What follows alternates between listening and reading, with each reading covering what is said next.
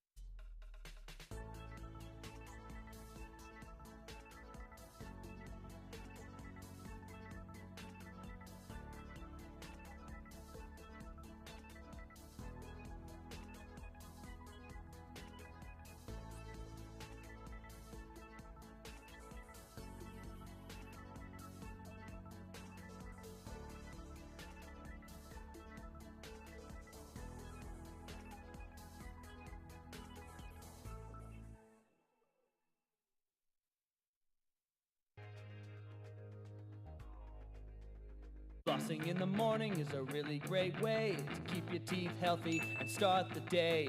But when you're through, here's what you do. Throw it in the trash, don't flush it.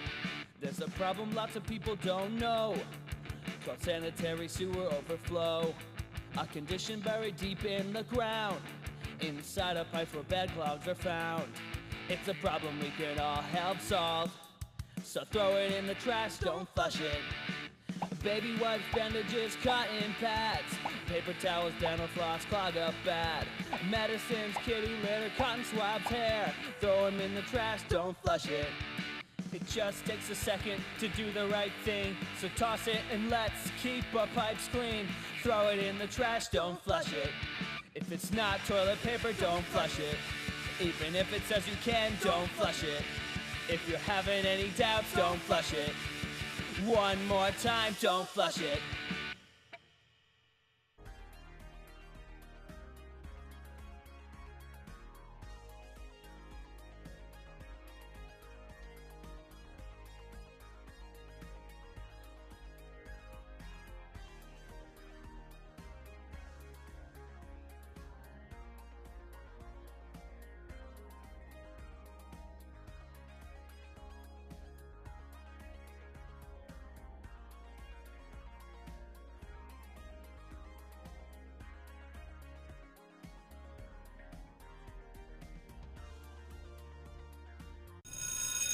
Oh man, here comes Arnie again. Check this out. What's up, Arnie? What are you doing? You made a mess in my hallway.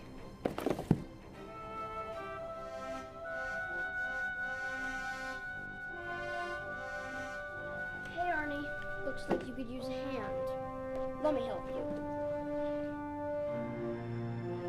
You don't need superpowers to be a hero. Help make Hillsborough bully-free.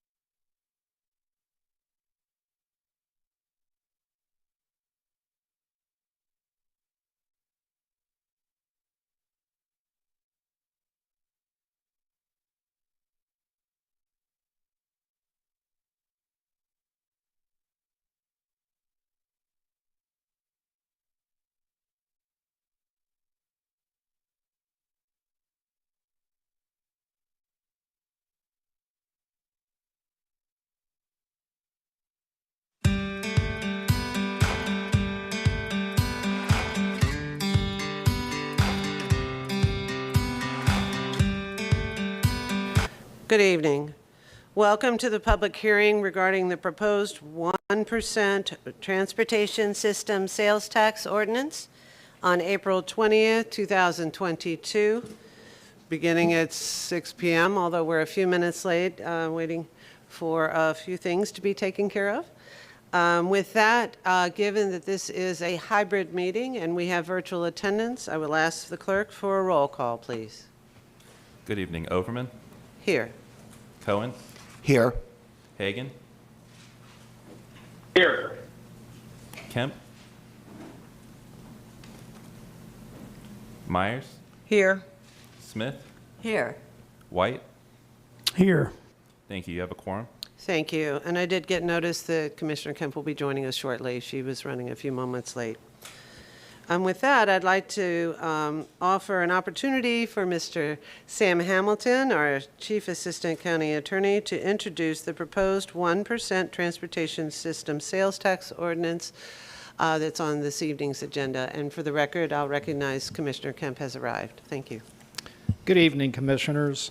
My name is Sam Hamilton. I'm with the County Attorney's Office, and as the Chair just said, this is a public hearing on an ordinance that provides for the levy and a referendum on a 1% transportation system sales surtax.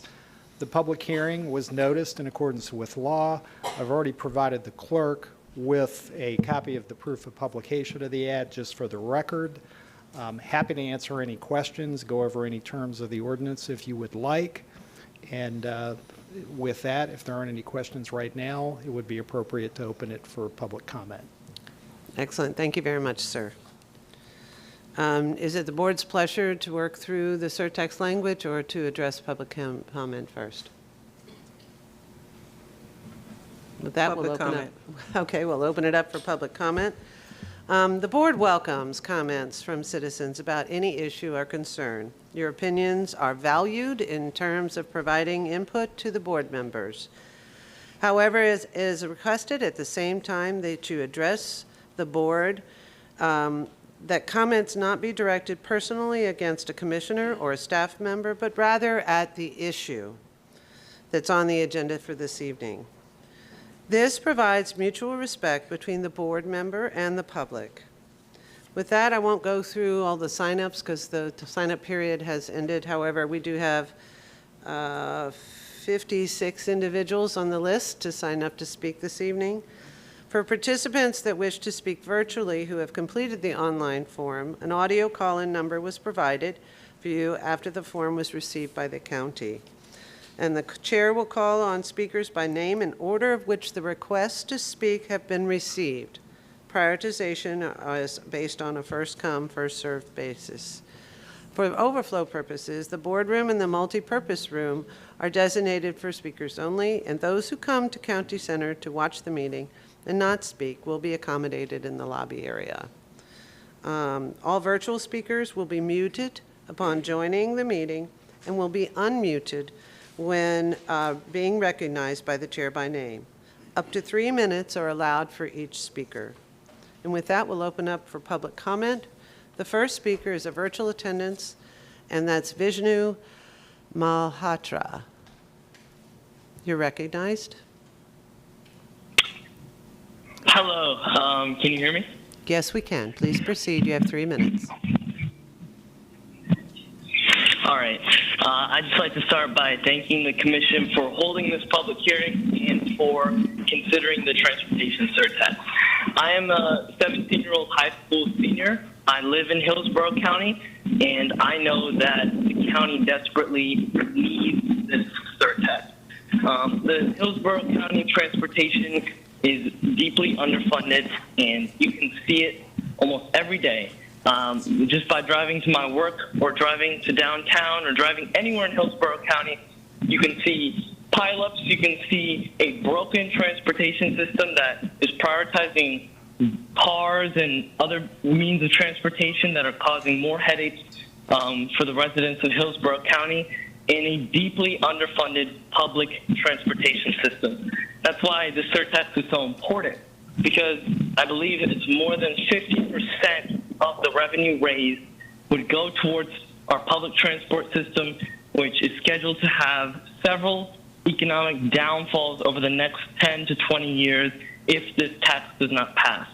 I also recognize that inflation is incredibly high right now, and that I'm sure there are many residents who are concerned about a higher cost of living. However, I believe this tax goes into effect at the beginning of next year, 2023, and by that point in time, I think our inflation worries will have lessened significantly. And long term, I think this tax is incredibly important to prioritize public transportation, provide more options for residents to get around town, and to overall enhance Hillsborough County's image.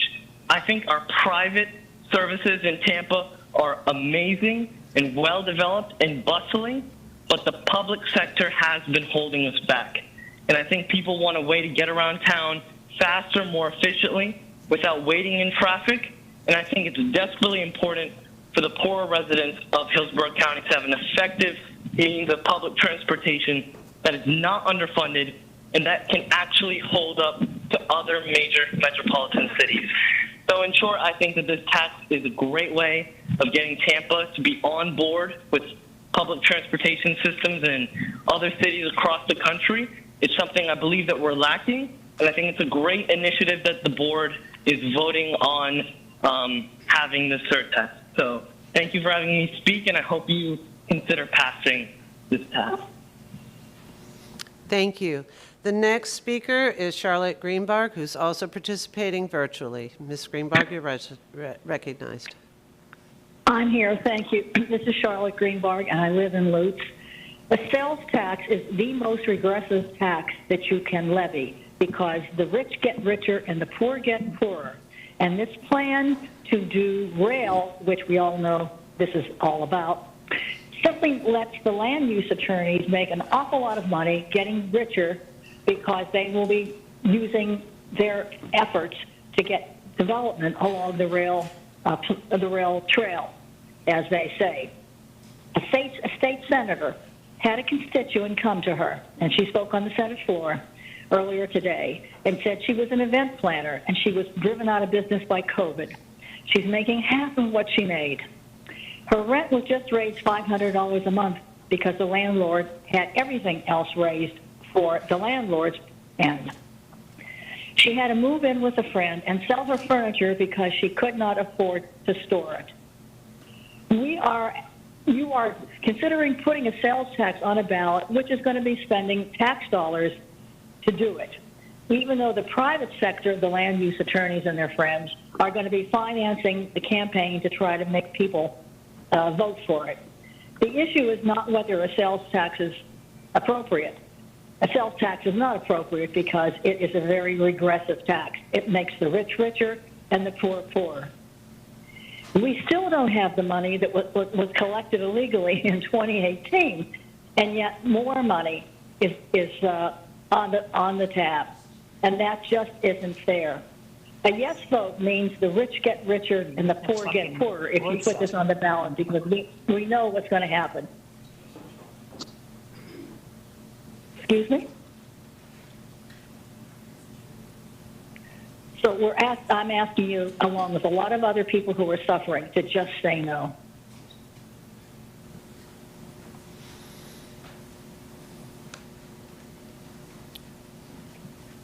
Is she done? Is she done? Okay. Thank you. The next speaker that's in person is Mr. Ronald Weaver. Thank you, Madam Chairman. Ron Weaver, 401 East Jackson. I rise on the occasion of this penny's urgency for those whose only way to work is a bus. For those, secondly, who are disabled, 115,000 of them, for which this is a lifeline. Thirdly, for 440,000 elderly turning 65 the next 30 years, for whom this will be their only lifeline as well. School kids who are now walking in ditches because we don't bus within 2 miles of their home, and they need safe sidewalks. I rise on the occasion of the fifth need, which is 1 billion tourists over the next 30 years desperately need this penny so that competing for these highways and for these buses from this rail, our tourists are attended to. Our sports teams need it to get our folks to these games so they'll stay in this community, so that we can get folk to their games. Sixthly, I rise with respect to this penny for those who are losing wages and are losing ability to function in commerce. This economy will be $10 trillion as a Tampa Bay. It's $5.6 trillion over the next 30 years. With a 3% inflation, it's a $10 trillion economy desperately needing this mobility of this penny. We need to take care of the underserved, those that we have not taken care of with this 300 miles of buses, 31 routes, average 45 minutes. That's unconscionable. We need 800 miles of buses. We need them to be 20 minutes so people can get to work and people can get to their hospital and they can get to pharmacies and they can get to family and they can get to church and they can get to culture. Seventhly, I rise on the occasion of the desperate need for us to attend to our school children. I rise on the occasion of the need for us to make sure that housing becomes affordable, and the best way to do that is to take the current 23% of the average Hillsborough family's budget and take it down to the 9% like New York, or 14% like the average of the top 10 communities in all of America. Take that 23% we all spend on transportation down to that 9 or that 14%, which is the national average. I also would encourage you to please give heart to those who are the most needful and those in communities that are underserved, because they most desperately need for us to find a solution. This transportation opportunity will come but once. We've tried for 23 years. The Committee of 99 in this very room tried 23 years ago recommending a sales tax, and it failed at that dais 4-3. But for one vote, we'd have started 23 years ago. We've lost 4 years to the Supreme Court, not to fault them. We have our opportunity tonight. I trust that you'll be able to find ways to attend to the needs of those who have no other solution, those who can't afford $6,000 for a car with respect to gas and insurance and payments. Their only chance is going to be these buses. Their only lifeline is going to be these buses and this eventual rail. For those who think there need to be more roads, let's build roads and roads and roads and put buses on them by the right-of-way now instead of in 20 or 30 years when we can't afford it for rail to be on those same pathways of building roads and roads and roads and putting buses on them and then putting rail on them when absolutely necessary. So this community and its $10 trillion economy for the next 30 years I appreciate is attended. Thank you. The next speaker is also in person, Mickey Jacobs. Mickey Jacob, I'm sorry. Good evening, sir. You're welcome. You're recognized. You have 3 minutes. Good evening, Chair Oberman and Commissioners. My name is Mickey Jacob. I'm an architect, and I've lived and practiced architecture in Tampa for 41 years. And I also have the honor of representing the Tampa Bay Chamber of Commerce, serving as co-chair of the Chamber's Transportation Council. On behalf of our board of directors and the over 1,400 members, I want to thank you for this opportunity to comment on the proposed 1% transportation system sales surtax ordinance. In alignment with the Chamber's guiding principles, we believe transportation is a core service of government critical for economic development and facilitating the effective movement of goods, people, and services. Our business community is committed to advocating for adequate transportation resources as a foundation to recruit, develop, and retain talent, expand business, upgrade infrastructure, promote smart growth, and provide attainable housing options. Strategy that is critically dependent on investing in transportation. Before you now is an opportunity to put into place a measure that will be the catalyst for this investment. It is time for action, and doing nothing is not an option. We propose 3 action items for you to implement. 1, vote in favor of including the 1% transportation system sales surtax ordinance on the 2022 ballot. 2, join us at the Tampa Bay Chamber of Commerce to actively lobby for and to encourage the electorate to vote in favor of this measure. 3, immediately invest the $500 million plus tax proceeds collected from the previous tax surcharge into transportation projects as was approved in the democratic election process in 2018 by the citizens of Hillsborough County.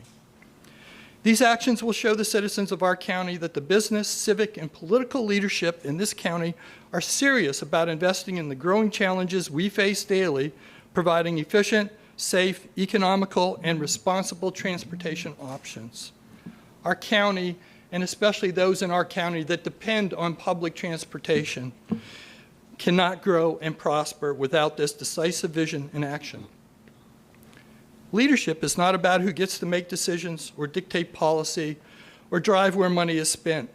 Leadership is about taking the initiative and the vision to put into place measures that benefit the entire community because it's the right thing to do. The 1% transportation system sales surtax ordinance is the right thing to do. I urge you to support this measure, as we will at the Tampa Bay Chamber, to be visionary leaders that will make our community a better place to live and improve the quality of life for the citizens of Hillsborough County. Thank you for the opportunity. Excellent. Thank you, Mr. Jacob.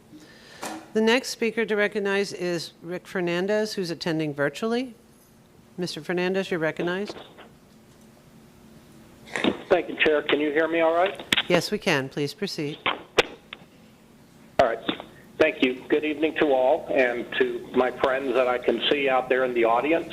Hello to you all. Good of you to be there personally. My name, Rick Fernandez, 2906 North Elmore Avenue, Tampa Heights. I incorporate my written comments by reference. I stand tonight in support of the Transportation Sales Surtax Ordinance and placement on the November 2022 ballot. I supported the referendum in 2018 and had the privilege of serving on the Independent Oversight Committee from inception to the time of its disbanding some 2 years later by way of appointment by City Council. During those 2 years, we had a front row seat in review of project after project that had to go unfulfilled. It was at once a frustrating experience, but also hopeful, because of the recognition of the pent-up demand and the desire to move forward. A key feature of the ordinance has been the promise that proceeds would not be used for interstate expansion. That prohibition is memorialized in Section 7, lowercase I, of the ordinance. And I mention that now not to degrade my support of the ordinance writ large, but to tell you that I see a vulnerability born of ambiguity in that language. The section precludes use of surtax proceeds for, quote, expansion of right-of-way or width of the interstate highway system. Again, expansion of right-of-way or width. That wording may have seemed sufficient in 2018, but it is not good enough now.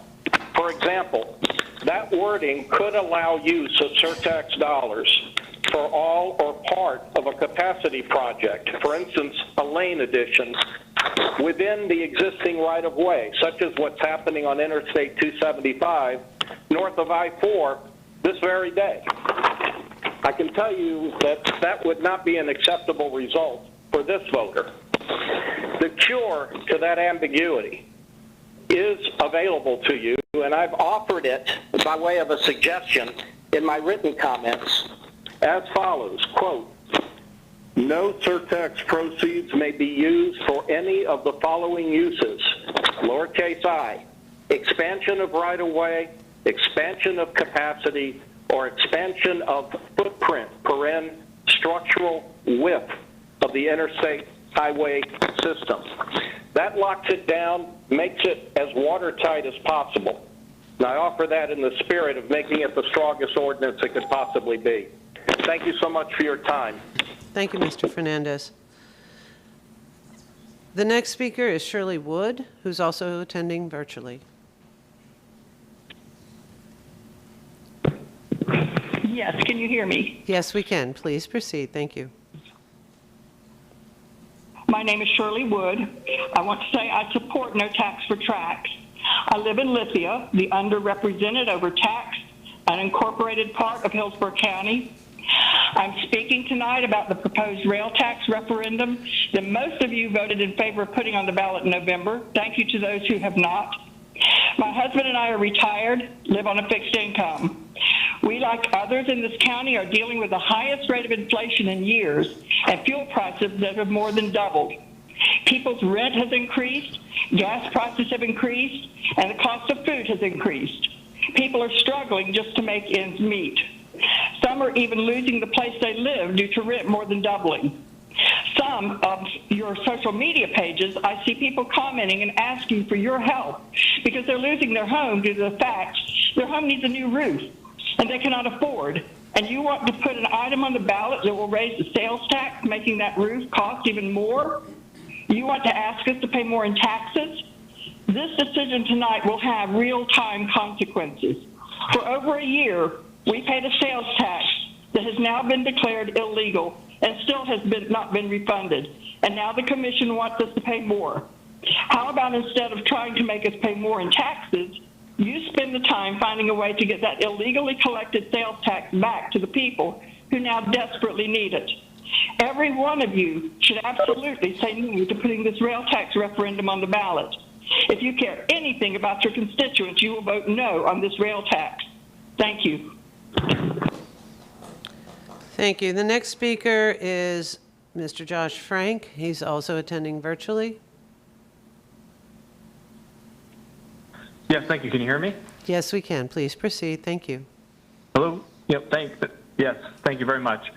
Distinguished Commissioners, this is Joshua Frank of 1000 Street, East Hamilton Avenue, Tampa, Florida. I serve as Hillsborough County's appointee to TMARTA and the TPO-CAC, as well as the Ybor City CRA Board, and the current Vice President of Walk by Tampa. In a professional capacity, I'm an urban designer for transformational projects around the country. In each and every one of these appointments, both professional and through positions of advocacy, the lack of local transportation funding looms large over every project we can't complete, cut scope on, or impact, reduce to the bare minimum, and stack on the shelves for an unknown future date. This list of desperately needed projects is almost as long as the list of negative accolades befitting this region, and as is your current legacy, this board. Most deadly cities and counties for cyclists and pedestrians, fastest growing cost of living, highest transportation costs per household, last in housing availability and affordability, least amount of transportation access per capita for a major metropolitan region. We've all seen these headlines and many more year after year.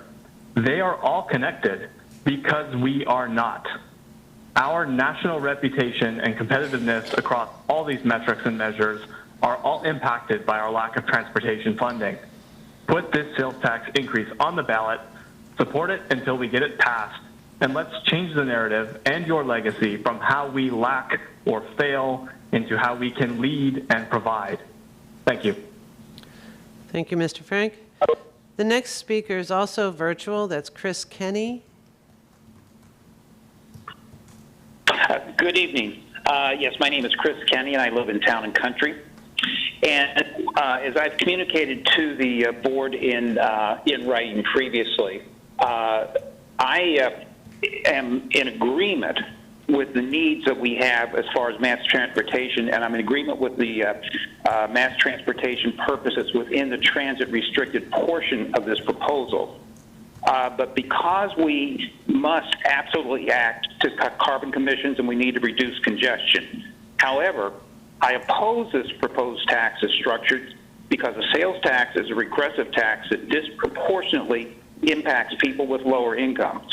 According to the Institute on Taxation and Economic Policy, not only is a sales tax the most regressive form of taxation, Florida is already the third least equitably taxed state in the nation. This tax would only exacerbate that situation. For that reason, I'm going to suggest something a little bit outside the box in terms of how we approach this. And I'd like to especially ask my fellow Democrats, who are in the majority of this board, to please consider the principles of economic justice that we share when we're assessing this situation and our transportation needs. If you do proceed, I would ask that you include a limited income annual rebate option of, say, $25 for residents whose income status is a single, federal income tax status is a single, with incomes under $18,000, or a rebate option of $5 for joint filers with incomes under $24,000 in order to mitigate the impact of people who are already struggling financially. As an offset to any loss of revenue tax, I would concurrently recommend that you consider implementation of the 5-cent per gallon local option fuel tax, which is more directly tied to transportation. Then finally, what I would like to ask you to amend is that if we do go forward with this, and if it's approved, that should amend the distribution percentage within the proposal designated for the transit restricted portion from 45% up to 75 to 80%, to increase that portion, which better serves the intended purposes and needs we have of reducing both congestion and, most importantly, greenhouse gas emissions. So, in conclusion, let's not put the burden of paying for these improvements excessively to the backs of low-income people. I'm suggesting no as it's proposed, and then restructure the proposal. Thank you. Thank you. The next speaker is in person, Christopher Vella.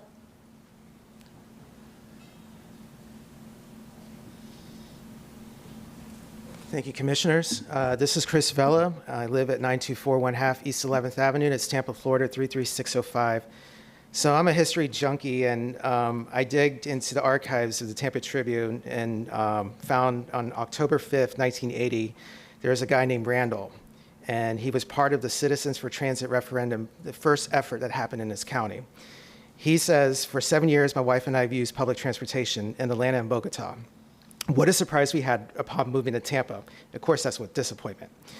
He says, I would like to see the 3-car garage and a single-family home become obsolete in this decade. Well, obviously, that didn't happen in the 1980s. It didn't happen like in the early 2000s. We still are battling that. We have $47 billion worth of roads. This county has $47 billion worth of roads. That's a lot of money to take care of. That's a lot of inventory to take care of. We also have invested $100 million in transportation plans from the late 70s. And just in 2020, even though we had the COVID, we lost about 34 million hours on the interstate and local roads and pretty much the whole system. So we really need to address this crisis. I am supportive of it, conditionally, of course, because I do want some adjustments with the language, in particular what Rick Fernandez kind of hit, which is in Section 7I.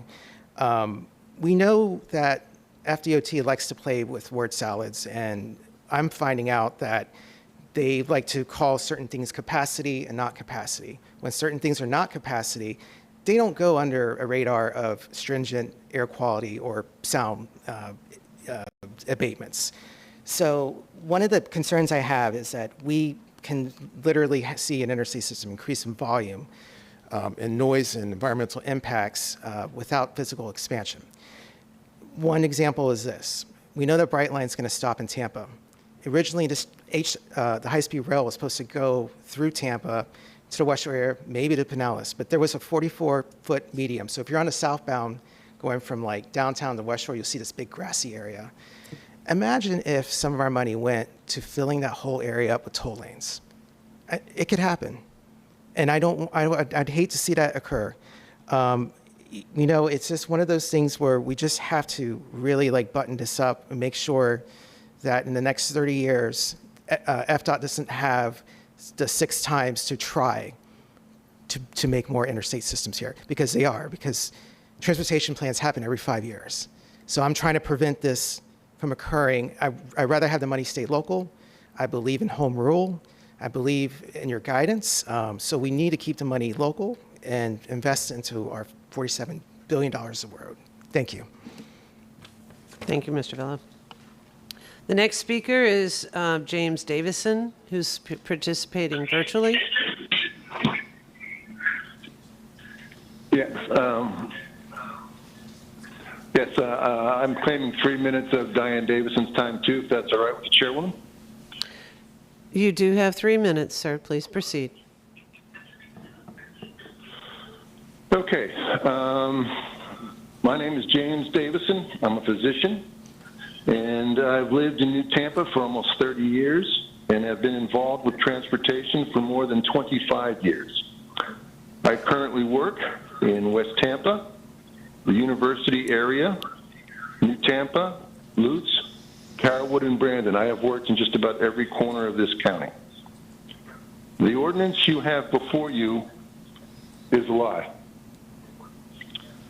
It is a con being perpetrated by you and county staff on the people of Hillsborough County, including the city of Tampa.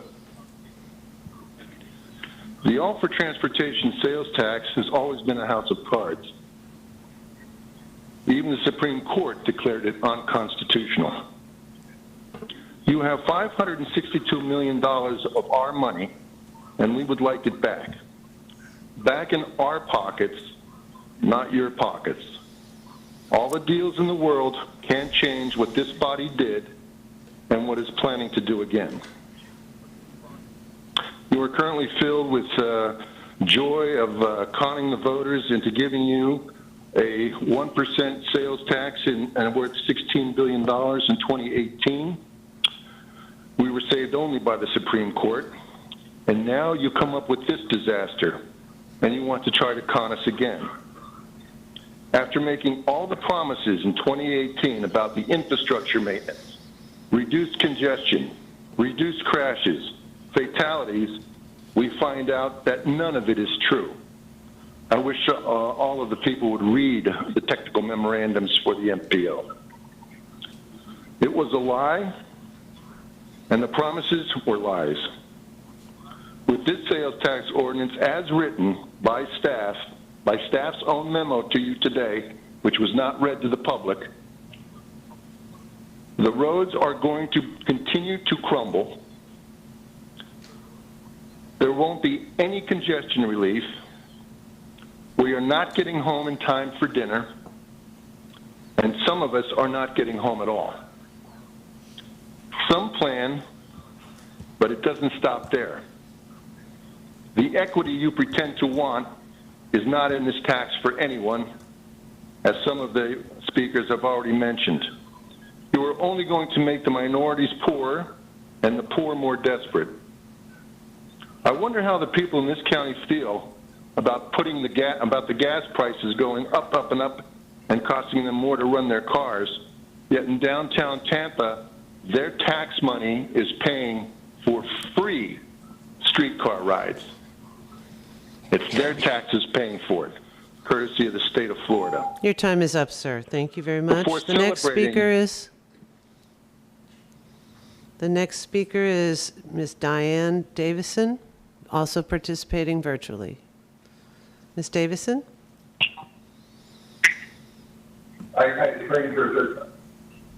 Excuse me. I would like to give my 3 minutes to Dr. Davison. Okay, Dr. Davison, please proceed. You have another 3 minutes. Okay. Thank you. With this tax, a good portion of the minority communities where the train is going, just like the interstate did, they will be gentrified, priced out, and displaced. That is a tremendous health risk, according to the CDC. This happens everywhere they do these trains and light rail and streetcars, and it is well documented. University of UCLA, Berkeley, Northeastern, you name it. In fact, with this tax, you will be taking money out of the people's pockets, money they need during these times, giving it to Hart, and Hart will put it in the bank to spend at a later date. That's not as much transit improvement as you're selling. And this is for real. This is a matter of public record. Hart put $83 million budgeted into their reserves and savings and didn't spend it. A minimum of 50% of this tax will be spent wholly within the city of Tampa. I don't call that equity. This includes money allocated to the BOCC to be spent on bridges, sidewalks, and roads, and the responsibility of the county, but lie within the city and must be spent within the city. Unincorporated area of Hillsborough County has over 1 million people, and they're going to get screwed. No new roads. You've taken out 50% of the money that was in the MPO's long-range transportation plan and stuck it into maintenance. And even with that, you cannot do the maintenance properly and what you promised you would do with it. There are going to be no new roads, no widened roads, no new schools, but Tampa and the mayor will get their train. And when the money is all spent, there will be congestion, the roads will be worse and more dangerous, and I have news for you. The CO2 greenhouse gases, if you pass this tax, build the train, do all the transit, will increase by 75% in Hillsborough County, not go down. I laid out at Cafe Con Tampa a plan that will do everything this sales tax will do. Raise a penny of the people's taxes. Don't you think you should at least look at such a plan? The plan may squeeze the county government a bit, but isn't that how it's supposed to be? Not the people getting squeezed by the county? All the voters need to do is to vote no on this tax in November and throw most of you out. Then we can get to real transportation improvements with guarantees and equity for everyone. Thank you very much. Excuse me, thank you. Thank you. The next speaker is Thomas Scott, who's also attending virtually. Thank you. Good evening, Madam Chair, and to the commissioners. My name is Thomas Scott, former county commissioner, and also chairperson of a coalition of clergy, which represents 38 African-American churches here in Hillsborough County. I can't believe that it's 23 years later. When I was on the board in 1999, and we had the Committee of 99, the largest committee we ever had in the history of Hillsborough County.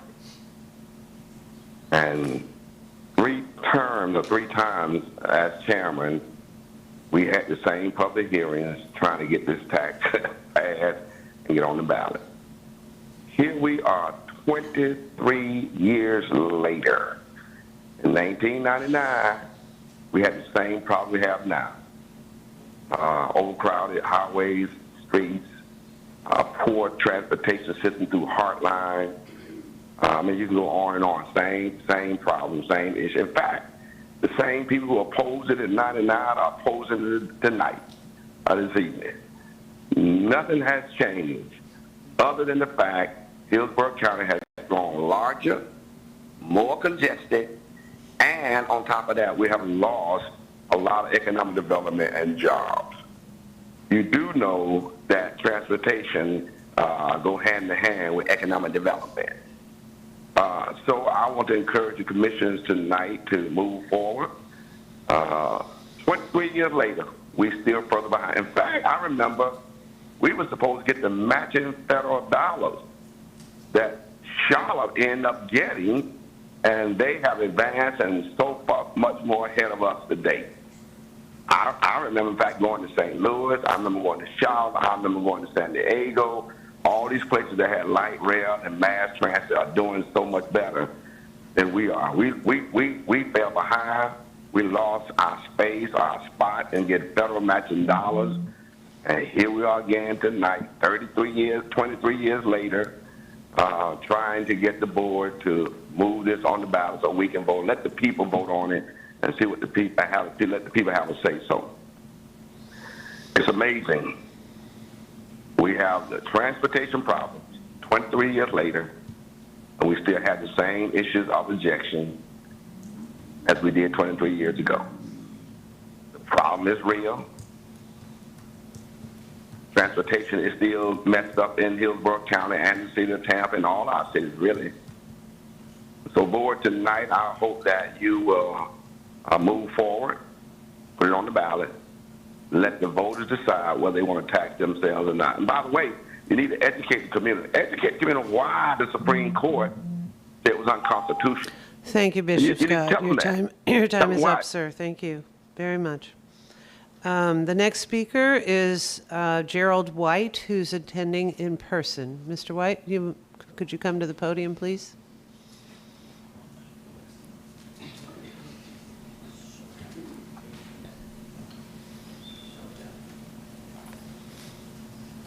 Thank you, sir. You have 3 minutes.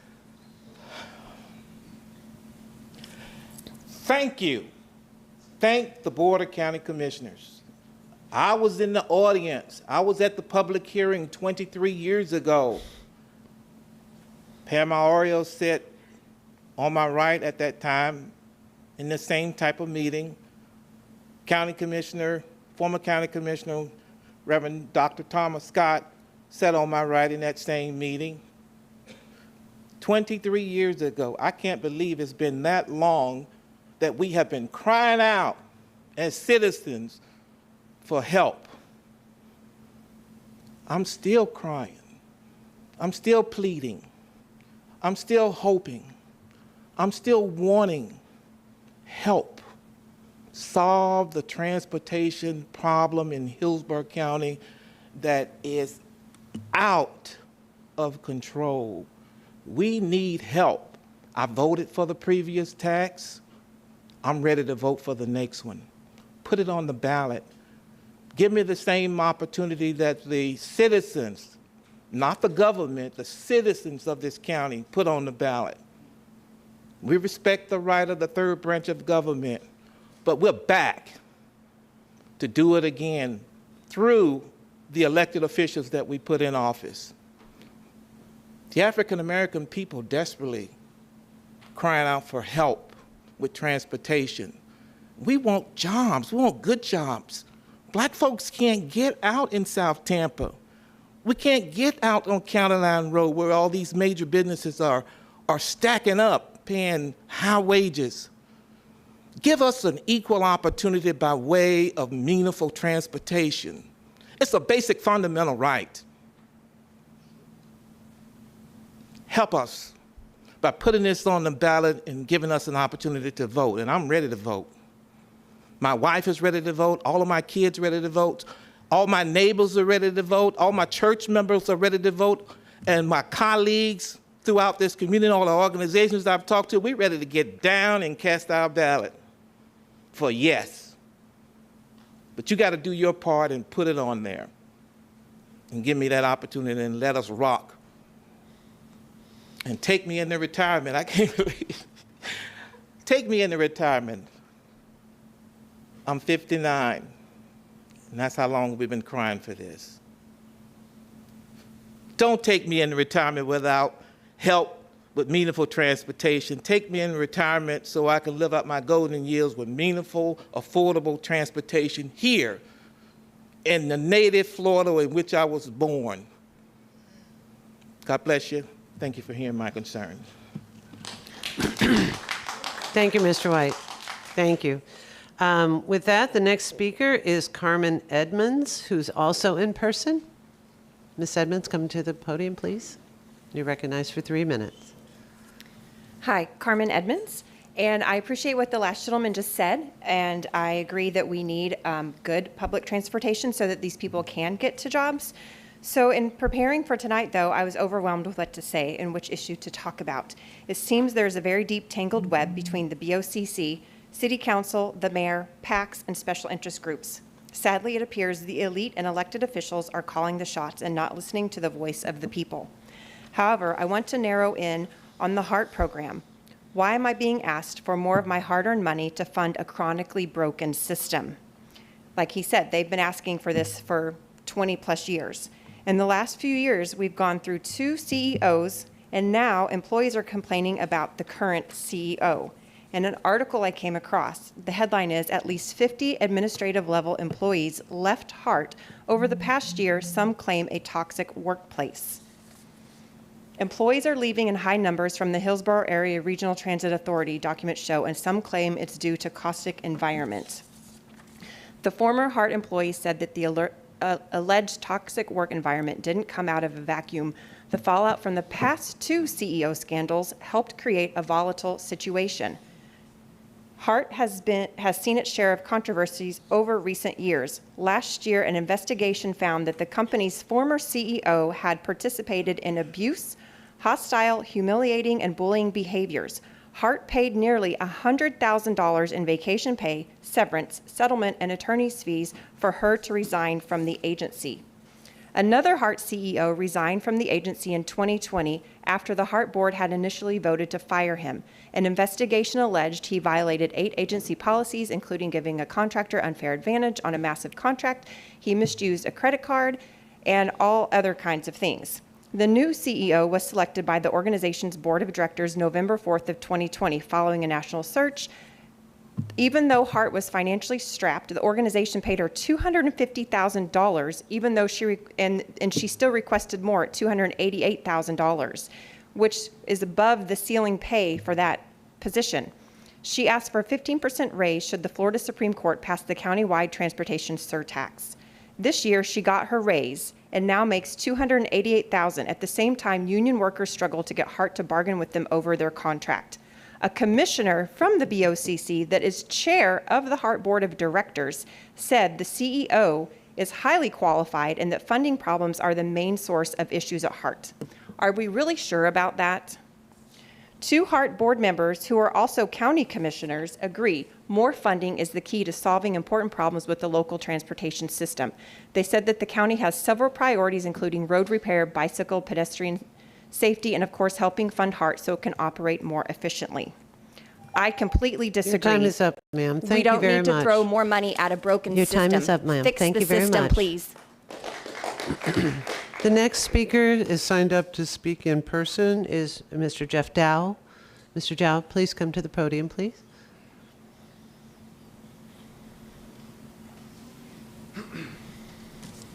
Wow, it's nice to see you guys. Every other time I've been down here, I've been asking you to take the things off our faces, so it's good to see y'all. My name is Jeff Dow, and at first I'm going to tell you, vote no on this. The people, you've heard a number of them, we're struggling. The people in this county, rent's going up.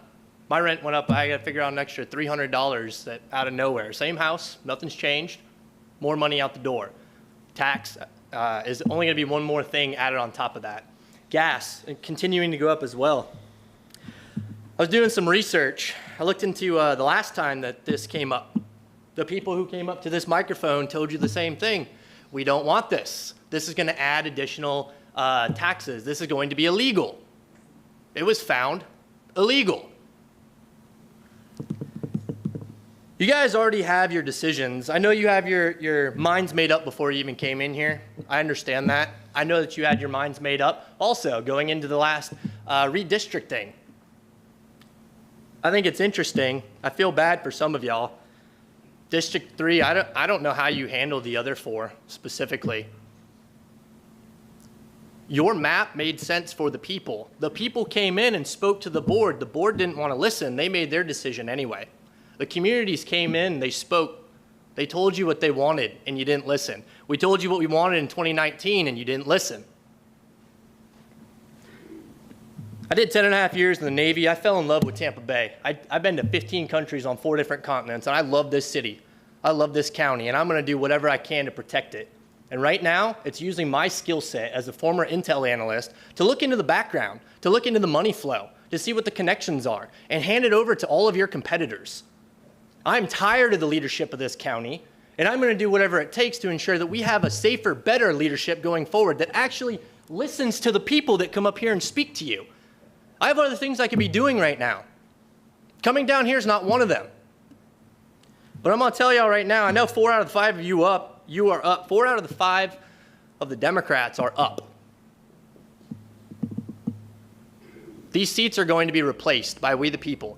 Every one of these times that we come up and speak, it's public comment. I'm tired of it being buried into a 6-hour-long video. I cut every single one of these speakers out, and we send this out to the public so that people can see what's being said. And I know there's a number of the county commissioners who've blocked me on Facebook from being able to post on your posts. I'm pretty sure that's illegal. Could be wrong. We'll look into that as well. I'm tired of you not listening to us. I'm here to represent however many people are tired of this and are going to continue to come out here. As I've said, back when I had to wear a mask, that I will be here every single time. I appreciate your attention this time. I didn't have that in the past. I thank you. My name is Jeff Dow. I'm not going anywhere. You are. Thank you, sir.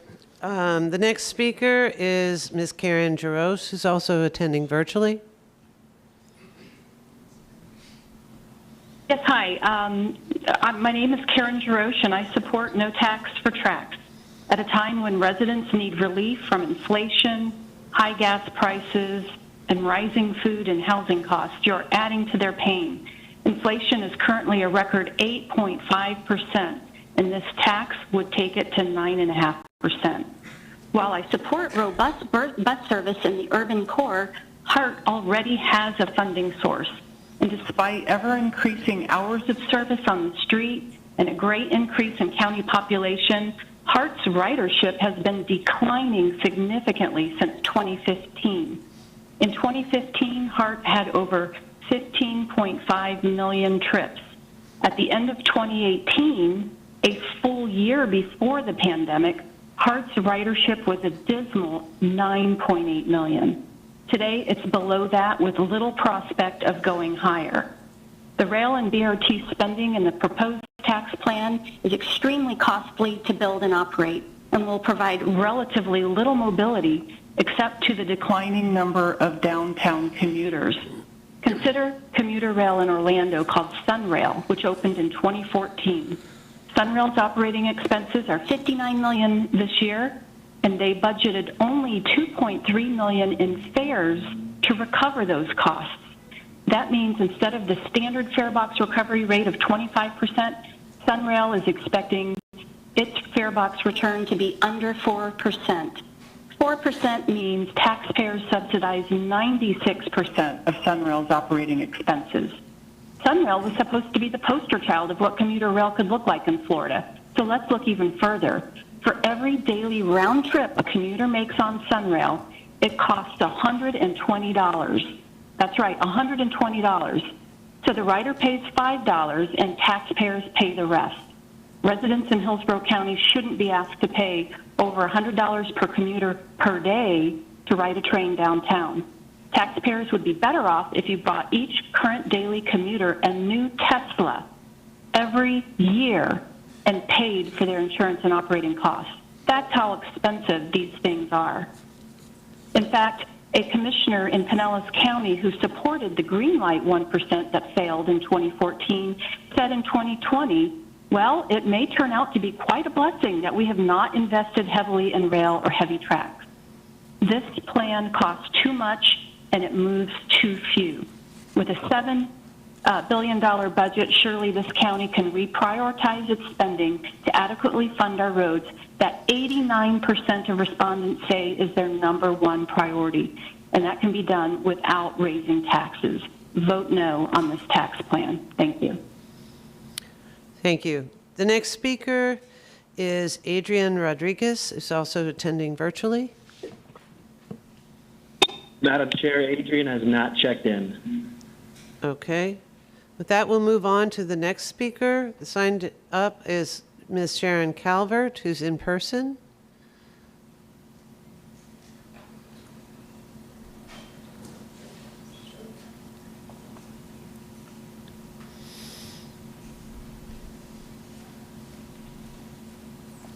Welcome, Ms. Calvert. You proceed. I'm Sharon Calvert with No Tax for Tracks. We will be formally opposing this unnecessary 30-year 1%, not 1 cent, $18 billion rail tax do-over.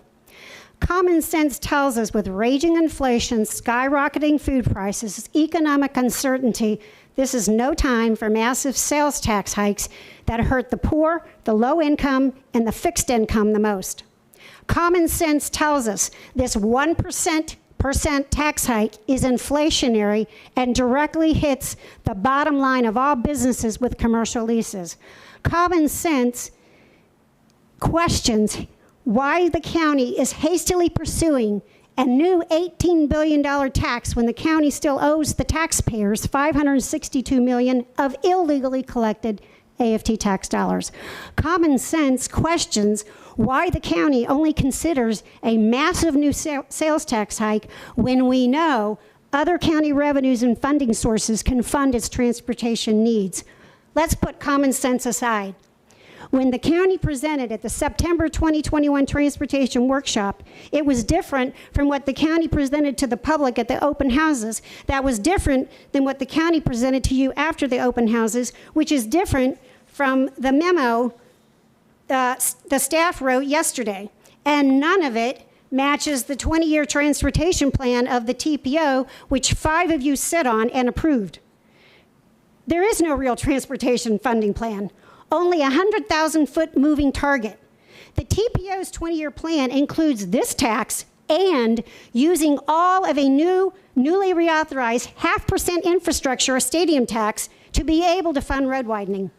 Orange County is pursuing a transportation tax 2. They have provided a 1,153-page list of projects to the public on what they plan to fund. You got a 7-page memo with verbiage at the stratosphere level only about the county and Hart and didn't even include the municipalities. What this document confirms is this $18 billion tax does not fund building new roads or road widening, the first item listed on your ballot summary language. It will not fund the required new road capacity for 38 new schools planned over the next 15 years. County staff who wrote this memo yesterday said at the March 19th, 2019 commission meeting, if all the restrictions remain in the AFT surtax, we need another source to do road expansion. This is an $18 billion road constricting tax. No Tax for Tracks opposes it. All you're promising is failure. The next speaker is Kevin O'Hare, who's also here in person.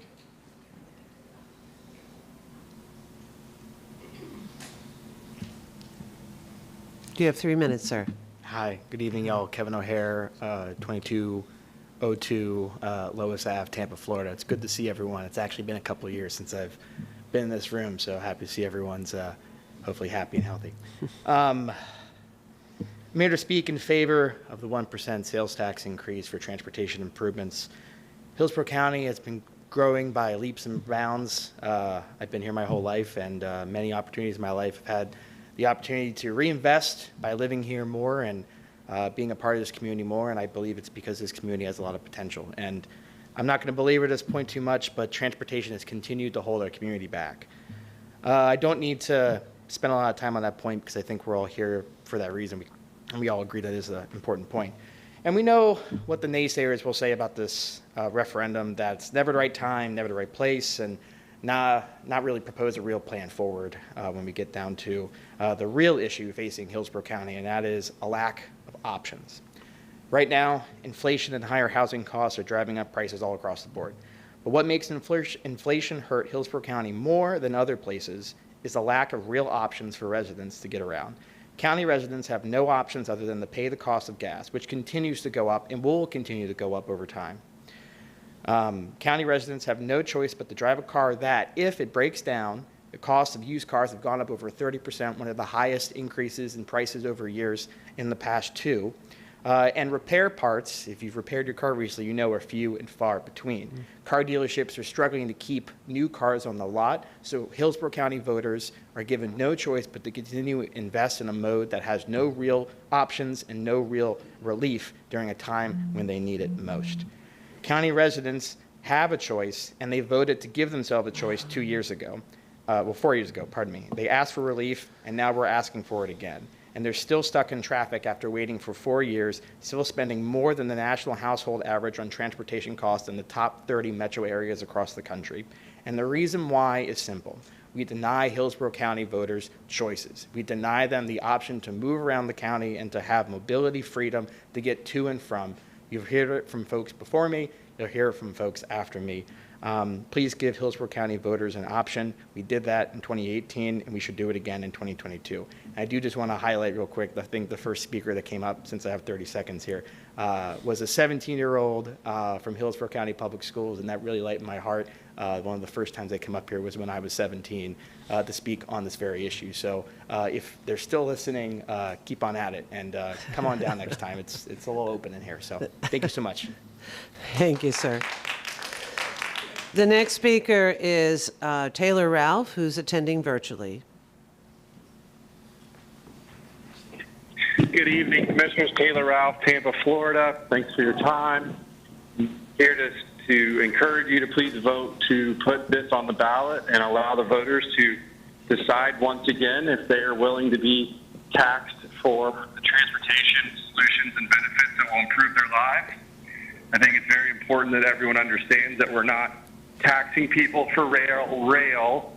They're being taxed. This is a tax that supports multimodal solutions, including repairing roads and bridges and other transportation solutions that already exist, as well as allowing the county, the city, and other entities, including HART, to invest in future options and future transportation infrastructure that's so needed in our community as we are growing faster than any other region in the country and one of the hottest markets, attracting many people from other parts of the country, other cities, where they expect to have transportation options. This is an economic development opportunity for our community, for our county, as well as the opportunity to make improvements where in the past we have not planned properly for the density and added households that we have approved and developed, but not built the infrastructure to support them and give them a higher quality of life.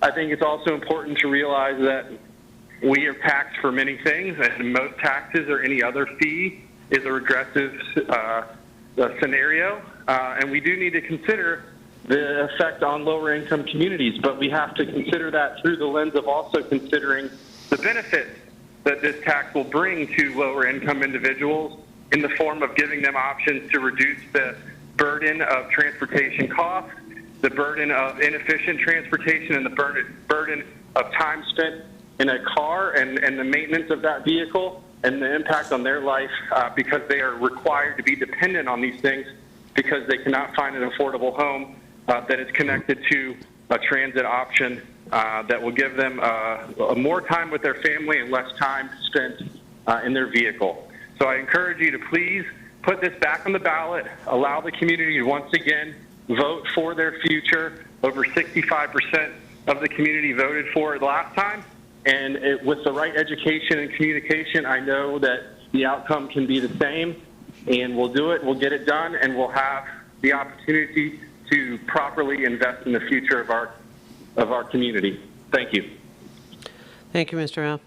The next speaker signed up virtually is Mr. James Shirk. Mr. Shirk, you're recognized. You have 3 minutes.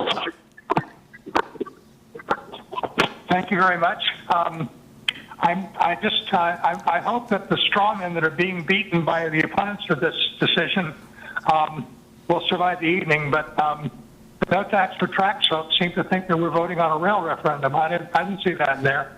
The other thing is there's all this talk about how this is being thrust down the throats by those commissioners there. And this was voted on by the citizens of Hillsborough County, and it was passed. So there's the last time it was, and there's no reason it won't be this time. But the main thing is it's being voted on by the people. It's not being forced down their throats.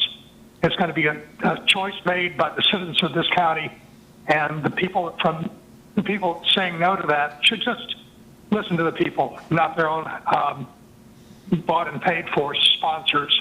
The other thing is there's all this talk about how this is really going to hurt people, and the 1% addition to the sales tax is just going to be the straw that broke the camel's back. When you look at it, the bottom 20% of households have an income of around $10,000 a year. If you tax that at 1%, that's $100 a year. At the same time, having reasonable transportation, reasonable transit allows you to avoid having one car per household. And that one car, saving that one car will save the household $10,000 a year. So the question is, why is it a swinging tax on people to pay $100 a year to save $10,000 a year on a car? Now, that's just in response to the rather specious arguments I've heard from the other side. The other thing is that transit gives equity because the poor have more access to transit via public transit than having to buy a car. There'll be a reduction in emissions. There'll be a reduction in health impacts. Biking and walking are healthier and will be encouraged by the Vision Zero elements of this plan, and we need that. And the other thing is school children need safe routes to school. We need to provide sidewalks for them, and so why are people whining about saving children's lives? I don't see it. Anyway, thank you very much, commissioners, for your time, and have a good evening. Thank you, Mr. Shirk. The next speaker is Christina Barker, who's here in person.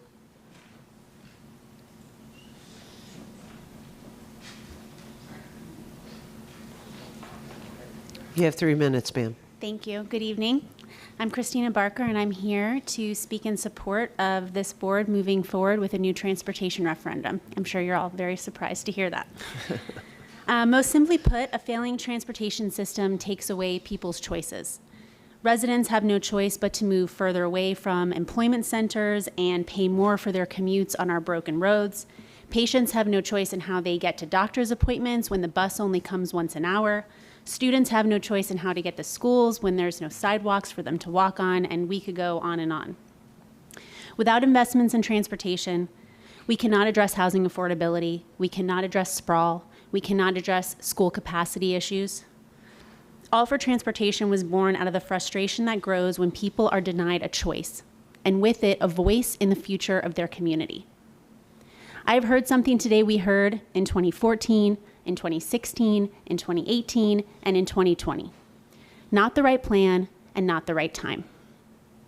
There will never be a perfect plan. But the plan before you is an improvement on the plan voters overwhelmingly passed in 2018. It is balanced enough to serve the needs of every neighborhood throughout the county and flexible enough to evolve as those needs change. There will never be a perfect time. Inflation is costly and gas prices are high, but those costs pale in comparison to the costs we are paying individually and as a community every day that we delay. The cost of doing nothing, the cost of inaction, is the cost we cannot afford. However, it is a cost we have not had any choice in paying for decades. We've been waiting for a perfect plan for decades. We've been waiting for a perfect moment for a generation. We don't all have to agree that this is a perfect plan or this is the perfect time, and I'm surely not saying that standing here today. But we are asking each one of you to agree that the people deserve to make that choice. Historic moments reveal themselves in hindsight pretty easily, but not always in the moment. Giving voters the opportunity to decide their transportation future would be a historic and wise choice. So thank you for bringing this back to voters, and thank you for showing the leadership on this issue that we so desperately need. Thank you, Ms. Barker. The next speaker is in person, Karen Kress. Please come to the podium.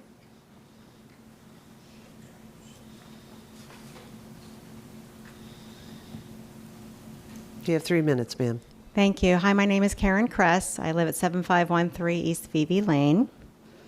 I don't have any facts and figures to throw at you today, just some personal stories I wanted to share. Have any of you been to Boston, Massachusetts? I moved there in my early 20s, and I had a car, which was just really a pain to find a parking space for, and I never used it. I jumped on the train. It was $27 a month, unlimited T-Pass, and I got everywhere I needed to go, including to work. And then I moved to Tampa, and I realized how inconvenient it was to have to drive your car. And I never really thought about transportation before that. It was just something you did, and it was interesting that the culture in Boston was you don't drive your car, and then the culture down here was that you did. But I actually ended up almost making a career out of it, really. So years go on. I have 3 children. My kids only know transport from the back of a car or on a bike trail. And that's not okay. They didn't have the freedom to really move around. Like, can you imagine if you lived in a city that had good, safe to get to the transport and then safe to ride it? They would have just, anyway, it would have been a better life for them, I think. Our safety statistics are abysmal, and they haven't improved. They've only gotten worse during the pandemic. And we cannot be okay with that, especially for our most vulnerable users. So we tried in 2010, we tried again in 2018, and here we are again. Well, it might not feel like the best time to go to the ballot. I don't see how we can wait another 4 years to do this. I view taxes as my rent to live in America, and I believe we will absolutely get our money's worth from what this would raise. We can't build our way out of this, so our strategy needs to be in all of the above. The growth projections here are frightening. The reason we all want to live here is, it's getting obvious to the rest of the country. So please do move forward. Let the voters decide. I thank you for your leadership and your commitment to our community. Thank you. Thank you, Ms. Kress. The next speaker is Ms. Vanessa Vasquez, who's also here in person. Please approach the podium. You have 3 minutes, ma'am. Thank you, Commissioners, for allowing us to be able to speak to you guys about this transportation tax. I am here to tell you guys that I am opposing it. I oppose it being put on the November ballot. And I've heard from a lot of people here saying that it was never the right time. It's never been the right moment. Now is the worst moment you can possibly imagine for this thing. Okay, people are struggling right now. People are struggling at the gas pump. They're struggling at the grocery stores with the rise in price. And they're struggling with the inflation. There's a lot of economic uncertainty. And to add on top of that struggle right now, a 1% tax, it's unconscionable. And on top of that, there's a proposal also for a 5-cent gas tax on top of that. It's very sad because this sales tax will make this county the most expensive county in all of Tampa Bay and all of Florida. High, extremely high. People need relief. People need relief. I understand that our roads need to be fixed. I'm for that. I understand that mass transit is a good thing. I'm not against any of that. What I'm against is the fact that you guys want to propose an additional tax on this. There is currently a proposal. Dr. James Davison has put it at your feet, where all of these transportation needs can be met without any increases in taxes. Why are you guys not taking that into consideration? It would be even more than what you guys would want with his proposal. Please, he did a Café Con Tampa presentation that broke it down beautifully. I implore all of you to take a look at that, because it would show you that none of this is necessary, especially now. It hurts the Black community. It hurts my people, the Hispanic community. It's a very regressive tax. It hurts everyone, especially those in fixed income. So I feel like you guys really needed that reality check. Right now is not a good time. And on top of that, I really implore you guys that when you say you're going to give this opportunity to the voters to vote on, we all know that what we're going to see on the ballot is a word salad, bunch of legal jargon that no one understands. And I'm a college-educated person, and I have legal experience, 10 years of legal experience. And I still have to look at these referendums twice, 3 times, just to understand what you guys are trying to propose. You think the regular normie out there is going to understand that? No, because none of that ever makes sense. Thank you. The next speaker is Scott Levinson, is here in person. Please join us at the podium, please.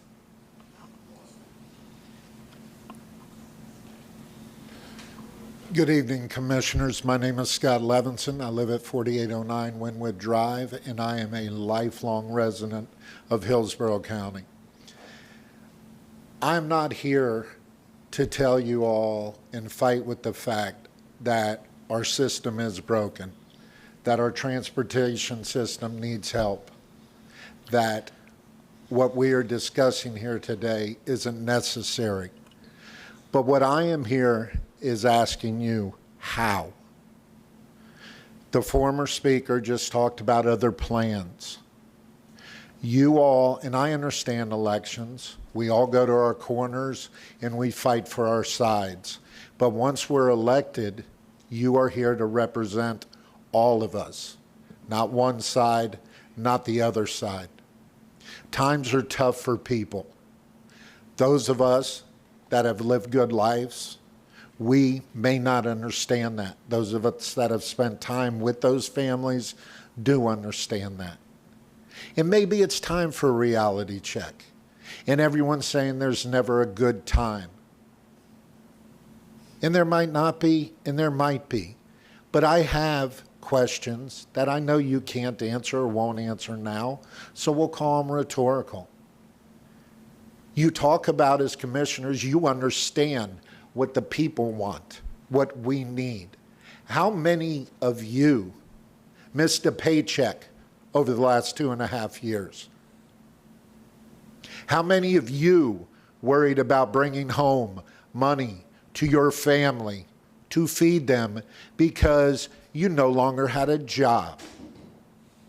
How many employees in the county lost their jobs during the pandemic? I don't think any because of that. I don't think any of you missed a paycheck. I don't think any of you had families crying because they couldn't afford things and do things. There are other ways and means. There is plenty of money coming into this county. And with property taxes on the rise, there will be more.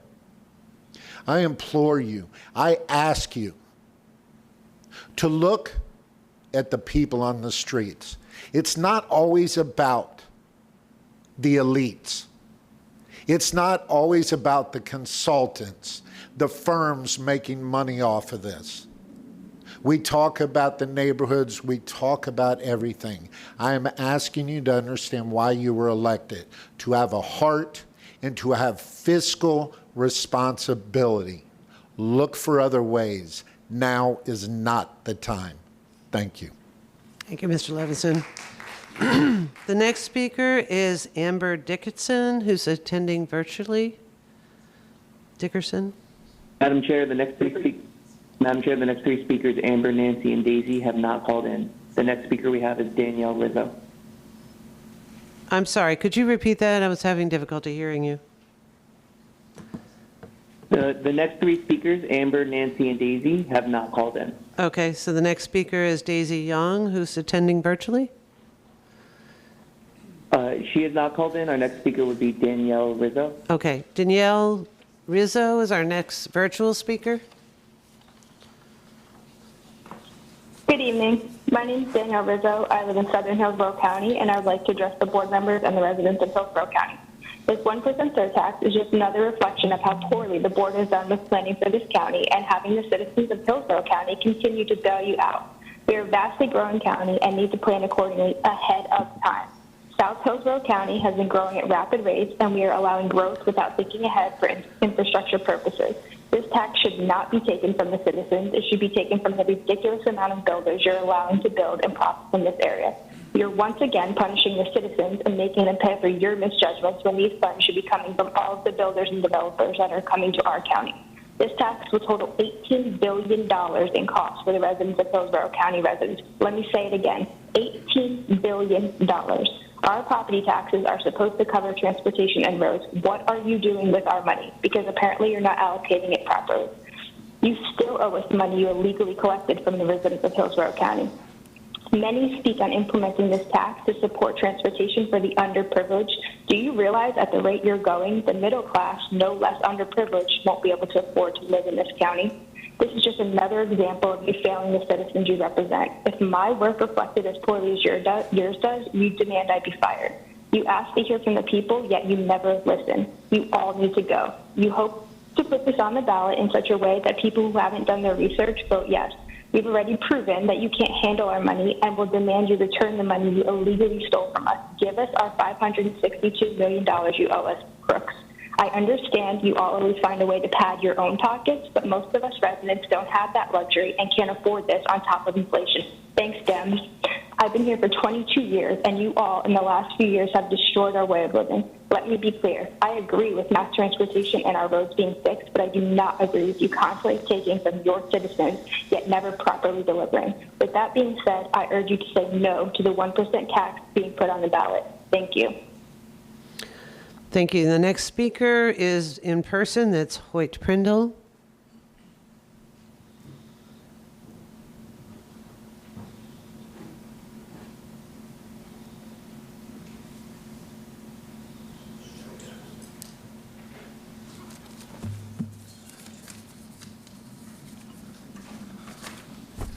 I brought some visual aids.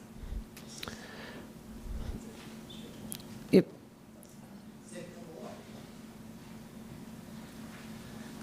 All right. Good evening, members of the County Commission. My name is Hoyt Prindle. I'm an attorney here in Tampa, although not a land use one, just in case there was any concerns about that. And I also serve on the Hillsborough TPO Citizens Advisory Committee. Inevitably, when you're a little late in the evening and get up at public comment, so many people that come before you make a lot of good points, and so I will do my best not to be redundant here. But just a couple of the things I wanted to talk to you about and why I encourage you to vote yes to put this 1% investment in our community on the ballot. The first issue is economic competitiveness. Some other speakers have talked about the fact that Tampa and Hillsborough County are falling behind. And this is a great city, and it's a great county.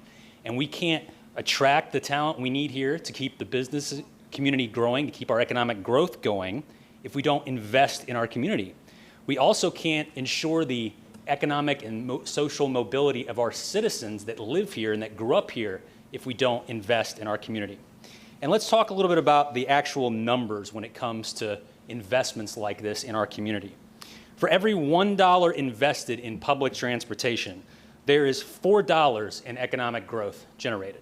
So let me just say that again. For every dollar invested in public transportation, there is $4 in economic growth generated. That's very important. A lot of people want to talk about this being a tax and it just soaks people, and that's really not what this is. It's about investing in our community and allowing our community to further grow to become the great place it needs to be. Now, I brought with me a picture because I tend to be a visual learner myself. So I want to show this to everyone. This is 3 different pictures. The first picture on the left is all of these people in the front. This is how many cars all of these people take up and how much space that takes up on the street. As you can see, it takes up the entire street. The second photo is all of these people and how many buses you need to transport them. 1 bus. And as you can see, that frees up most of the street. And the third photo is these people on bicycles. Again, their actual spatial use is very limited. So if we want to free up space on our roads so that the people that want to drive can drive, we need to invest in this community, invest in public transportation, so that the folks that want to take public transportation have the option to do so. So that the folks that want to ride their bicycles or walk can safely do so. And the only way we're going to be able to do this is with this vital investment in our community. Finally, to conclude, I want to just leave you with a couple of thoughts. One, you can't water a garden with an empty bucket. We can't fix the problems in this community without funding. And this is not about taxing the community. This is about giving the community the choice to invest in themselves. And as we've already seen, they will do that. So I thank you for your time. Please support this 1% initiative. Thank you, Mr. Prindle. The next speaker is attending virtually. That's Michelle Cookson. Ms. Cookson, you're recognized. Hello, good evening. Thank you so much, Commissioners, for holding this public hearing and the opportunity to speak with you. Michelle Cookson, I'm a City of Tampa resident. Since I'm reciting numbers this evening, just wanted to say that I've lived here 26 years, almost 27, and in that time I've spent a lot of energy working with fellow citizens, unpaid as volunteers, to organize and to support and advocate for improving our transportation, especially investing in transit. I'm not going to repeat a lot of what you've already heard this evening. There's been a lot of really good commentary provided. There's been a lot of puzzling and angry stuff that doesn't make sense to me, but that's okay. I think you're pretty clear what's before you, and I really want to urge you to go ahead and put this referendum on the ballot, so that the citizens can review that, weigh in on, and vote for it again, which we will be doing. And I am committed to working with my fellow citizens in this amazing county who want to invest in our infrastructure, invest in our future, truly support all of our fellow citizens and neighbors with true equity and respect. And we'll be doing that. We'll be bringing that energy to this in the fall. So please, I implore you to vote for this and go ahead and get on the ballot for it. Thank you so much for your time. Thank you. The next speaker is also participating virtually. That's Sean Shaw. Mr. Shaw, you're recognized.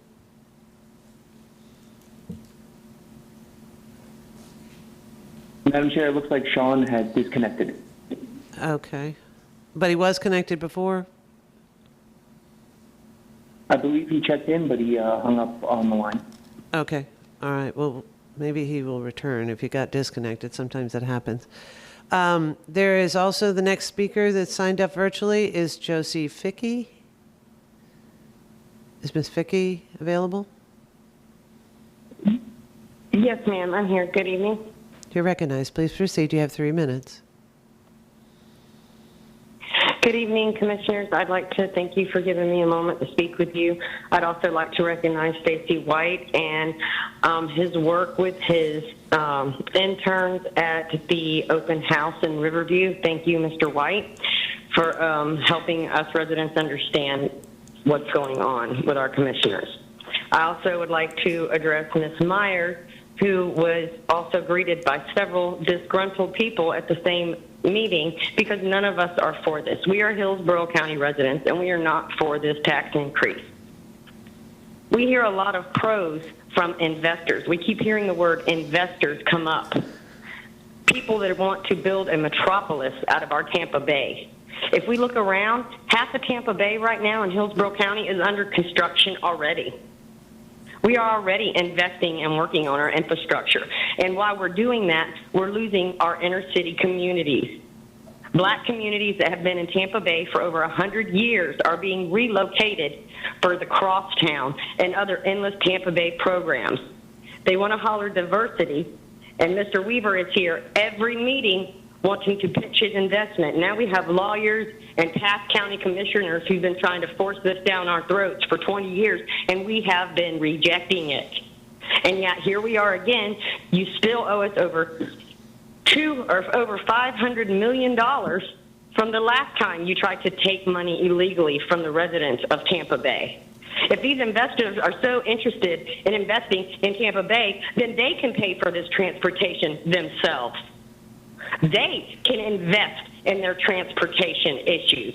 We in Tampa Bay have already been investing for several decades, and we still have depleted communities, we still have depleted streets, and we still have county commissioners that do not listen to the people.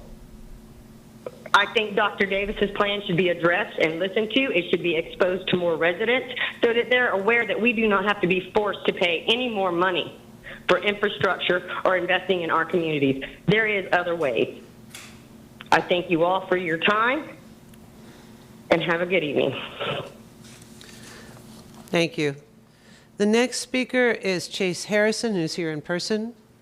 Please proceed to the podium.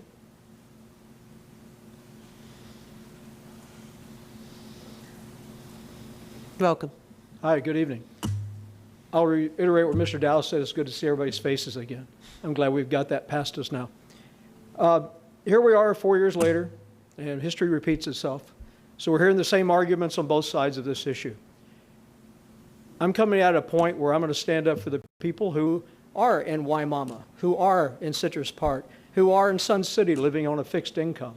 People that live in Sulphur Springs right here in the city limits, 4 miles from where we stand, who can barely make ends meet. Say there's a single mother there who's already living in Section 8 housing. She's already having to use the bus. She has very little money, and now we're going to burden her with more tax for anything she purchases. And have you ever, any of you ever been grocery shopping using public transportation? No, of course not. It's impossible to do so, especially if you have a kid or two in tow. The bus doesn't go from where you live to the grocery store. It doesn't do that. I've seen, as a Tampa police officer, when I worked there, I'm retired now, but I've seen what goes on in places such as Sulphur Springs. You know, we offer them little shelter for a bus station. There's no shelter from the elements. We live in Florida, torrential rainstorms, heat, but yet they have to be there if they want to catch that bus. I had some notes here, and I've kind of gotten off the topic. Every time, like the city of Tampa, we can take Platt Street, for example. It was 3 lanes, and it was a one-way street. They're trying to make the city green, and I understand that. And when they started putting in bike lanes in downtown on Tampa Street, or even right outside the building at Cass Street, they put a lot of money into that for bicycle lanes. Very few bicycles are on those lanes. And a lot of people, when they make a turn from the regular traffic lane, don't even understand how to negotiate that painted green area for bicycles. There's the occasional bicyclist that uses it, but not very many.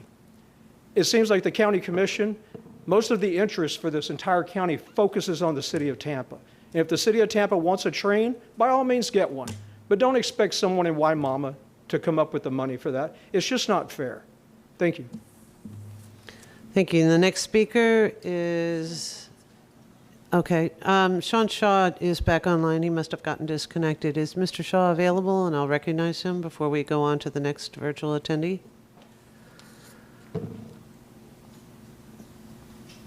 We're not seeing Mr. Shaw online. Mr. Shaw, are you here? Yeah, I'm here. How's it going? Oh, okay, excellent. Glad to have you in, sir. Thanks. Am I on now? Mr. Yes, Shaw, sir. we can hear you. Okay, You have thank 3 you. minutes. Thank you. I appreciate the opportunity. This is Sean Shaw, 6917 North 17th Street. I was honored to serve as the chair of the IOC Commission, and I've heard some interesting takes on what this tax might do and what it represents. And I don't know why it's being called a rail tax referendum. I don't know why the prior tax is being called illegal. I don't know what these other concerns are about gentrification. The point that this might be a regressive sales tax, you know what else is regressive? Poor people that don't have the ability to get where they need to go, they are the ones that will be the most impacted if we don't do this. This is what we need to kind of take our community to the next level. The projects that came before the IOC were projects that were absolutely all over this county, that would absolutely fixing streets, fixing intersections, fixing bus stops. I heard another caller say that nothing would be done if we did this tax money. I can tell you that I literally was on the committee that was vetting the projects that were coming before us to determine if they could get these tax dollars, and they were absolutely necessary projects, necessary street improvements, necessary intersection lighting, necessary things for our community, and I would certainly be in support of us making sure that we get this on the ballot to do it again. So I really bristled kind of when I heard the term gentrification and the term that minorities won't benefit from this. I just think that those are terms that are kind of red flags here that are meant to kind of divide the community in certain sections. Everyone benefits from this tax. Everyone in the county, all communities, all of us will do better when this tax passes. Not only low-income communities, every community is going to do better if we're able to do this tax and do it in a way that survives the Supreme Court interference, so to speak. So I'm happy to lend my support. I hope this goes forward, and I appreciate you having me on. Thank you. Thank you, Mr. Shaw. The next person that I believe is in person, originally it showed virtual, but it's in person. Stacy Young. Is Stacy Young in person? Yes. Please proceed to the podium, ma'am. Hello there. Yes, my name is Stacy Young. And yeah, I'm saying no. I would like to say no to the transportation tax. And the reason why is because, as someone mentioned earlier, the bike lanes aren't often used. So with Tampa Bay, with the high temperatures the way it is, lightning, we are the lightning capital of the United States.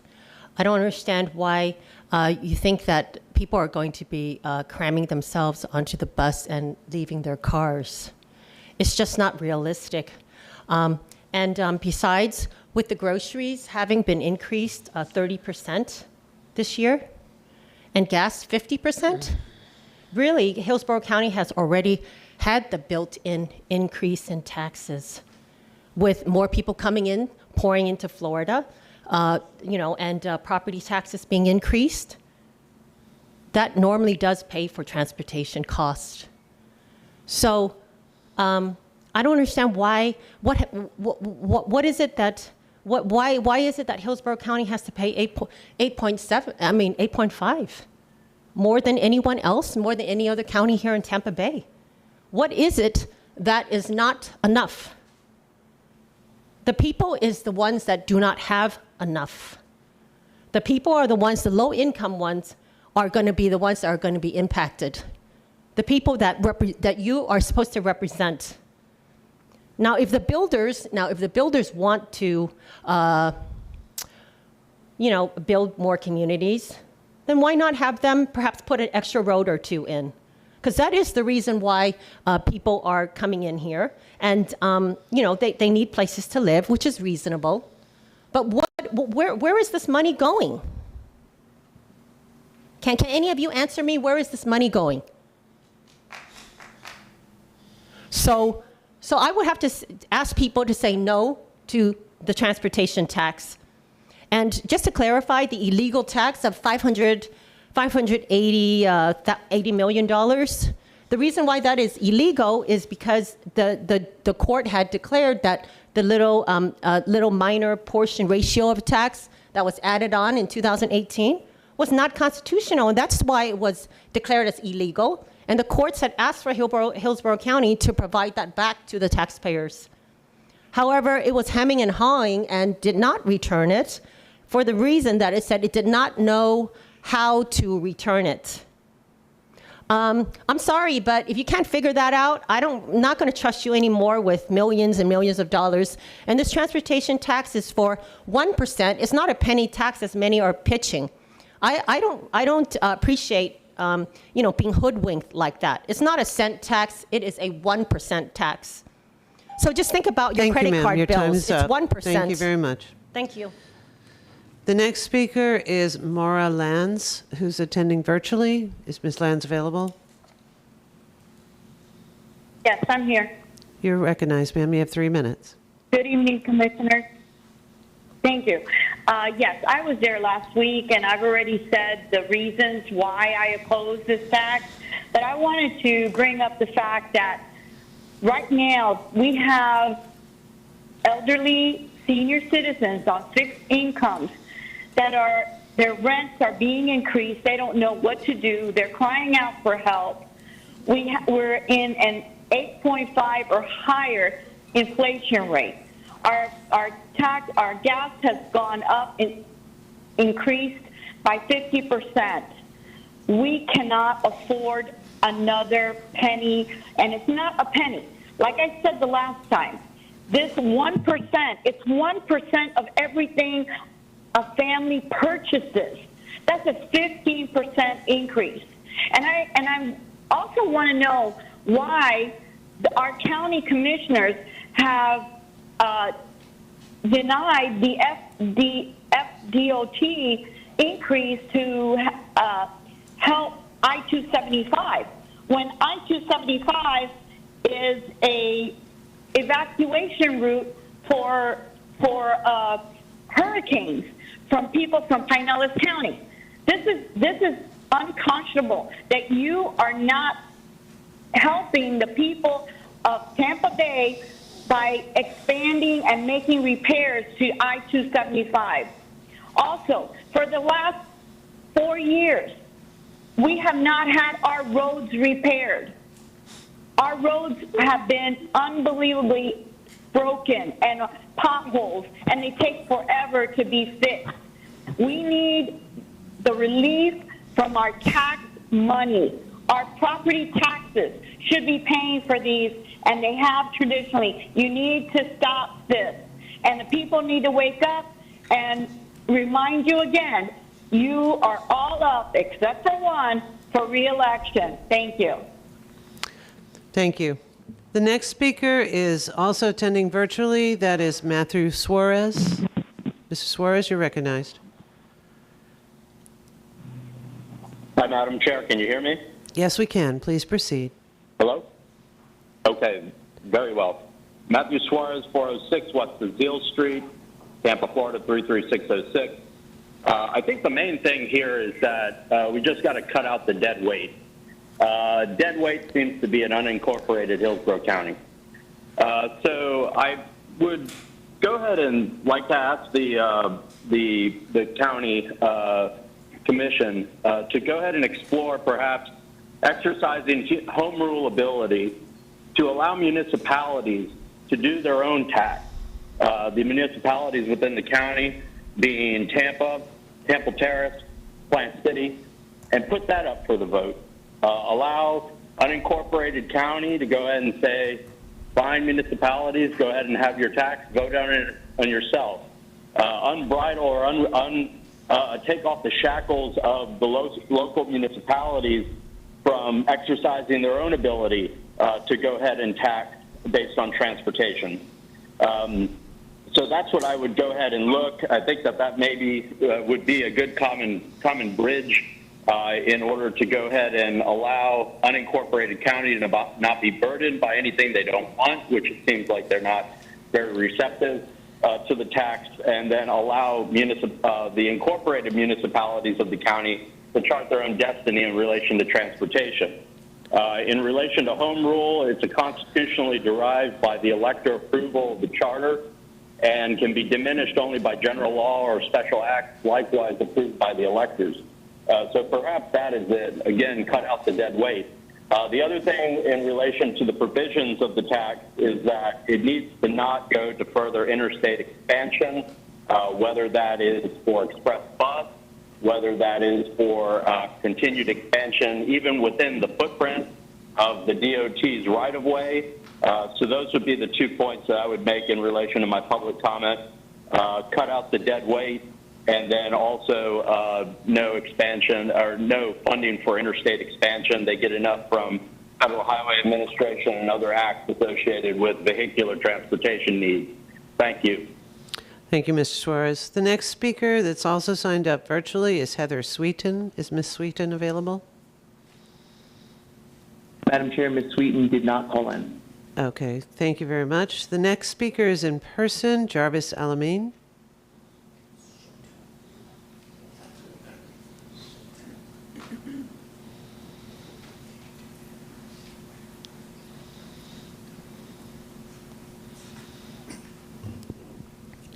First of all, I want to say thank you, County Commissioners, and particularly Commissioner Myers, for taking the leadership on this issue. You know, this really, my name is Jarvis Alameen, first of all. I'm a community organizer. I've been in this town for 35 years. Really, you know, this really is a simple issue that's being complicated. I support the tax. Let me tell you why. If we truly want to be a world-class city, let's stop playing. This town got everything else it needs and got the worst transportation system in the world. You can't even get a bus nowhere. You shame for people to come to this town and start talking about our transportation system. I retired and driving Uber. This Uber is just blowing up because people got to pay to go. This town is messed up. Do y'all really think you're going to have a world-class city? I'm talking to those detractors that don't want it. If you want it, pay for it. It's just that simple. You got to pay for it. If you want light rail, you want a world-class city, you want to be like Atlanta, you want to compete with Philadelphia, you want to compete with these towns, then you have to pay for it. Now, everybody, oh yeah, we doing so bad. 1%, you know, 1% is a penny, ain't a penny. You spend money out there just playing. You spend that on coffee. These same people go to Starbucks and go to Wawa and spend $4 on coffee. That's complaining. We need to have a world-class city. And we need to make sure that black people, not no so-called minorities, black people benefit from this. Because remember, urban renewal came in and knocked out the Central District for us, and we got no benefit from transportation on that. We lost our black business community. We need to make sure that black businesses get a part of the pie, Commissioner Myers. It's going to be in the money done for building. We need a piece of the pie. We need some jobs created because you're going to do this. If you're going to have a rail, we need to work to make sure the rail is some money circulating in the black community.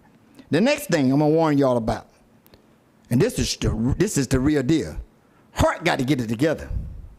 I'm just going to tell you straight up now. I'm with this 1% tax, but y'all got to find a way to stop. How you have 4 CEOs, black and white, Commissioner Myers? It ain't matter, woman and man. And the last one was a Caucasian man. Y'all can't find nothing right when it come to Hart.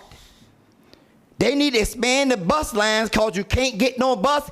Who takes an hour to get a bus? That directly falls on Hart. And that directly falls on Commissioner Kemp, who sat on the Hart board. Who else sat on that board? Y'all know who you are. You don't want to look up now. Y'all need to tell them people to get it together. And don't tell us as voters that the only thing the Hart missing is funding. That is not true. That's simply not true. I had a neighbor work for Hart 30 years. The environment working at Hart is toxic. Y'all better have to deal with that. Found a consultant. Thank you, somebody get that straight. Thank you, because Mr. we really need to get that straight. Your time is up, Thank you. sir. Thank you so much. The next speaker is attending virtually, and that's Noelle LaCour.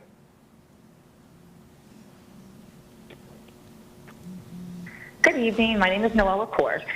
People are struggling. Inflation is insanely high, as you all know. Gas has doubled. Many homeowners' insurance has gone up significantly. Groceries are up. Rents have skyrocketed. Our property taxes have recently gone up. This board has already raised our stormwater fees and solid waste fees. We've also increased our water rates and are getting ready to add a gas tax of 5 cents a gallon. This is literally the worst possible time for you all to add another tax. Also, the county needs to be better stewards with our current tax dollars before ever attempting to increase our taxes. The county just wasted $1 million reducing lanes on Cypress Village Boulevard in Ruskin. That road is a connector road that connects people from 301 and 19th Avenue to 674 and I-75. Is this what we have to look forward to in unincorporated Hillsborough County? We want increased road capacity, not less. If this tax passes, then Hillsborough County will have the highest sales tax in Florida. Don't do this to us. Most of this tax will go to mass transit, which will not serve unincorporated Hillsborough County, but we will be forced to pay for it. Please vote no. Thank you for your time. Thank you. The next person is Sherry Southwell, who's in person, I believe. Ms. Southwell, please proceed to the podium. You have 3 minutes, ma'am. All right, good evening. My name is Sherry Southwell with Fix Our Roads First, and I have lived in South Hillsborough County most of my life and am appalled by the continued mismanagement of our resources and infrastructure by this commission. We, the citizens of South County and other unincorporated areas, suffer the consequences of your decisions daily in the form of massive traffic delays, pothole-littered roads, overcrowded schools, and sprawling development. Yet you continue to approve permits for developers, which further adds to the chaos and the further road degradation. Back in 2018, you somehow managed to convince a majority of citizens to vote for your Tax for Tracks initiative, which was subsequently deemed unconstitutional by the Florida Supreme Court, and now you owe taxpayers over $500 million. But 6 of you voted to put your hands on our wallets yet again for another 1% 30-year discretionary transportation sales surtax, which, if passed, would make Hillsborough County the highest sales tax county in Florida at 8.5%. And you're adding insult to injury by doing this in the midst of historical inflation and a pandemic, which has cost thousands of people their jobs and some their businesses. I'll be voting no to your proposed tax because this is a problem that did not happen overnight and one that should have been addressed long ago before we ended up where we are now. I suggest that you learn to live within your means like the rest of us and find places to cut costs. With the current 7.5% sales tax, property taxes, the amount of people moving here, and the amount of tourists that this area sees, one has to ask how our money has been and is currently being spent and why you need more. Fix our roads first before you spend our tax dollars on projects that won't positively impact or improve the lives of a majority of us who don't live or work in the city limits and who don't use buses, rail, ferry, autonomous vehicles, or fixed guideways, as it's been noted. If downtown wants these things, then the city council needs to raise the money for those. Unless you have traveled to or do travel to South County or other remote areas at rush hour on a regular basis, I imagine it's pretty hard for you to understand our issues, although I'm certain that you heard about them when you were stumping for votes, and you most likely promised to do something about them, but quickly forgot when you got elected. I propose that once a month or more often, this commission holds town hall style meetings around the county on days and times convenient for working people to listen to what we have to say, and I think we have a lot to say when it comes to our quality of life, which is not currently being served by this commission. If you need help finding places, I'm glad to help. Thank you. Thank you. The next speaker is Adam Reith, who's attending virtually. Madam Chair, Adam Reith did not call in. Okay, thank you. The next speaker in person is Joseph Citro.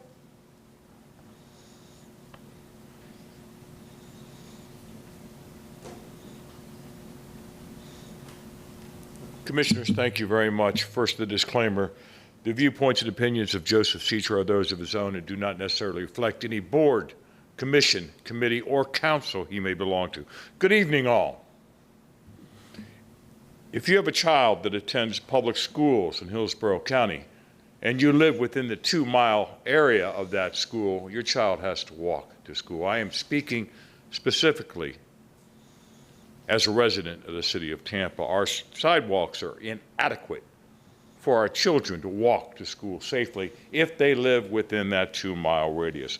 With only 19% of the streets in the city of Tampa belonging to the city of Tampa, we are still the custodians of all the other streets that are county and state. With our cars becoming more fuel efficient, our tax dollars have decreased. We do not have the efficient funds to repair our roads. With this city's population doubling in size every day from 7 a.m. to 7 p.m., our traffic has become a problem. With the people coming from Pasco, Pinellas, Polk, Hernando, and yes, those gosh darn people coming from East County and South County to come into our city to work each and every day, our roads are too congested. This tax, nay, this investment that we are asking you to put on the ballot so that the voters can vote on it, will alleviate traffic within the city of Tampa. The funds that are needed to better our transportation, mass public transportation, will be paid 50% by feds, 25% by state, 25% by local, which is Hillsborough County. No offense to the Hart people, but with these funds, we will better our transportation, not only for the residents of Tampa, but for Hillsborough County. These funds that will go to Hart will help underserved, low-income people get to better jobs, to better, more effectively, raise their standard of living. Again, the city of Tampa cannot raise its own tax money for transportation. I ask you, no, I beg you, put this on the ballot so the voters can decide. Thank you very much. Thank you. The next speaker is Mr. George Neiman, who's attending virtually. Mr. Neiman? Madam Chair, George Neiman did not call in. Okay, thank you. The next speaker is Chloe Coney, who's attending virtually.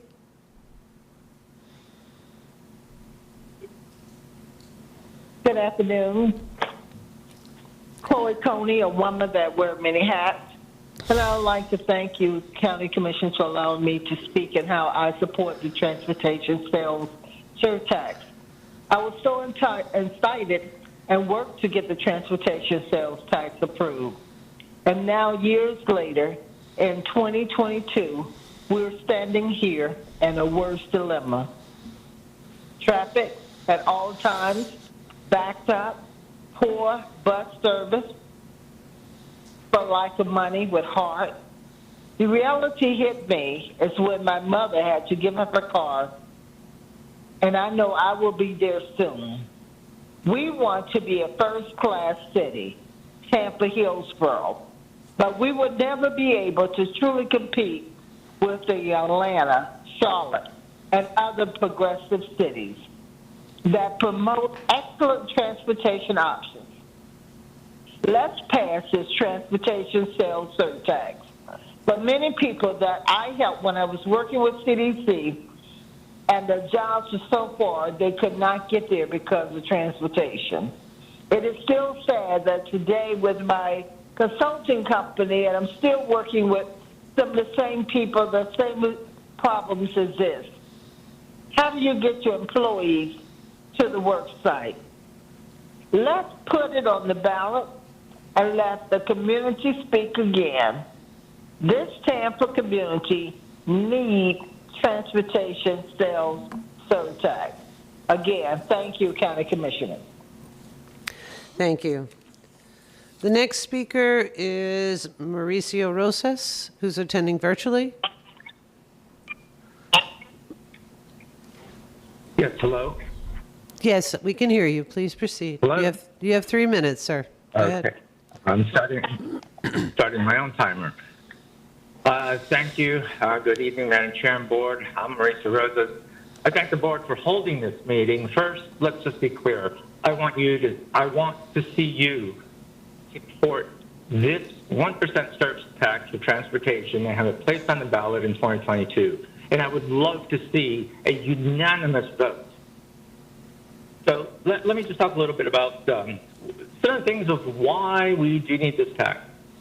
Earlier this year, City Councilman Charlie Miranda asked, and I'm paraphrasing, as we move forward a stronger electric car economy, we will lose gasoline tax revenues. So my question to those who are asking about more roads, how will we pay for transit-related costs? In 2020, Florida residents paid $6,765 annually to own a car. That's $564 a month for maintenance, gas, insurance, and registration. Add that to the average cost of a one-bedroom apartment of $1,700. That's a lot of money to own a car. The other problem is that Florida has not had a major state transportation funding increase since 1990, and the gas tax is proving to be an inadequate source to meet the state's funding transportation challenges. The ongoing problem seems to be the Republican members on this and previous boards who reduced the mileage rate year after year. Republicans eliminated the impact fees for developers. The Republicans reduced and eliminated the very money that we would need for roads in Waimama, roads in Sun City, leaving us with what? Asking for more. Well, we can't ask for more because developers aren't paying their fair share. They have not been paying their fair share for years now. Why? Because Republicans, and even now Governor DeSantis, is taking home rule away from local government. So how do we tax ourselves? You know, these Republicans continue to push lies and crazy conspiracies, promoting the agendas, the likes of Vladimir Putin. That is not American.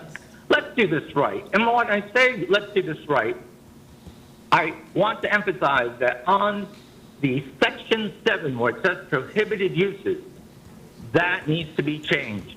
It needs to be corrected because words matter. We know that FDOT says right-of-way, footprint, width, and none of us understood what that meant. It caused tremendous chaos over the past so many months. So I urge you to please change Section 7 point prohibited uses. Thank you very much for your time. Thank you, Mr. Rosas. Your time is up, sir. The next speaker in person is Mr. Lewis Green. Please come to the podium, sir.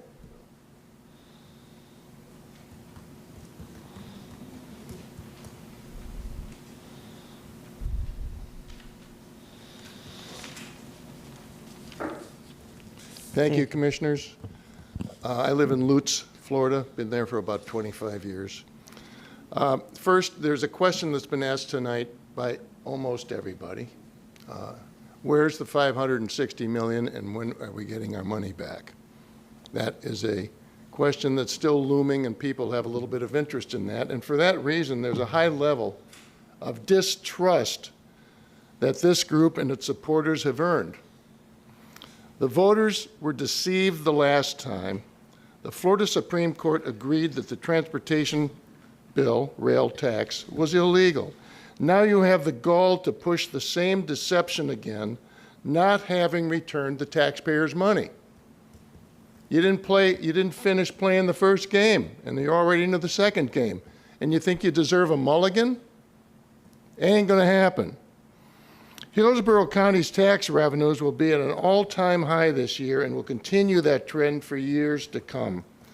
The roads are in poor shape and the taxpayers deserve better. The roads seem to be deliberately in poor shape so people will say uncle and will pass anything you put in front of them. That's not right. The money's there. Fixing the roads should be #1 priority.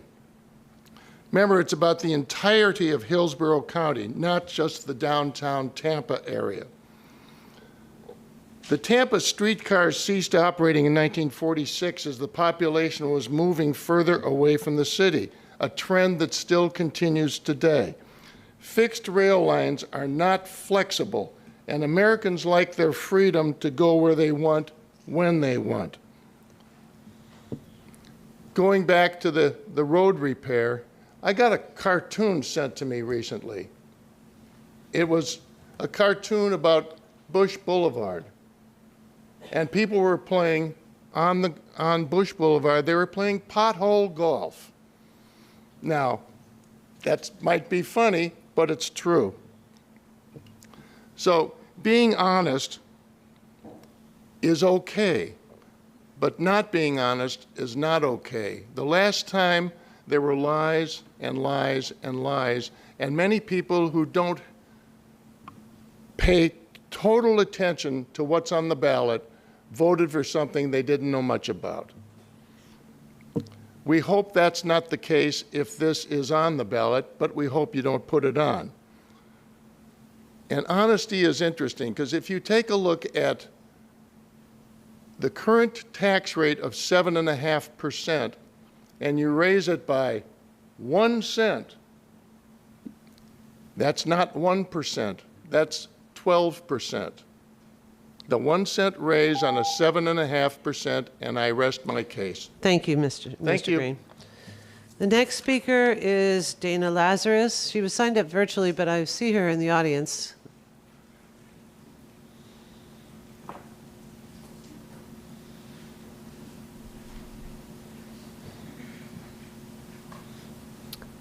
You're recognized. Thank you. My name is Dana Lazarus. I am a professional equity-focused urban planner. I have a master's in urban and regional planning with a graduate certificate in sustainable transportation and another in community development. I wrote a master's thesis on transportation equity. I'm soon to be an AICP registered planner, and I'm also a homeowner here in Hillsborough County. Oh, and I am also a fifth-generation Italian-Sicilian settler. I have disabilities. I am queer, and yet I am here. I wish my friends were here, and I know they'd like to be, but I'm going to represent what I've been hearing from all of them for years, which is we support this 1 cent sales tax. And yes, 1 cent is mathematically the same as 1%. Now is the most important moment. If we do not build transportation options, we will simply drown under today's development boom. I care, and I have given my life to the community, having a background in community organizing and urban planning, but I'm also a bicycle commuter. In fact, I would have taken that gorgeous new cycle track on Nuccio tonight to get here, because my bike is my primary mode of transportation, but I just happened to be waiting on a bike stem right now, so I couldn't. But not only is the bicycle my primary mode of transportation, I chose the location of my house because I want to be able to commute by bike. People my age are now choosing where they live based on their proximity to key community assets.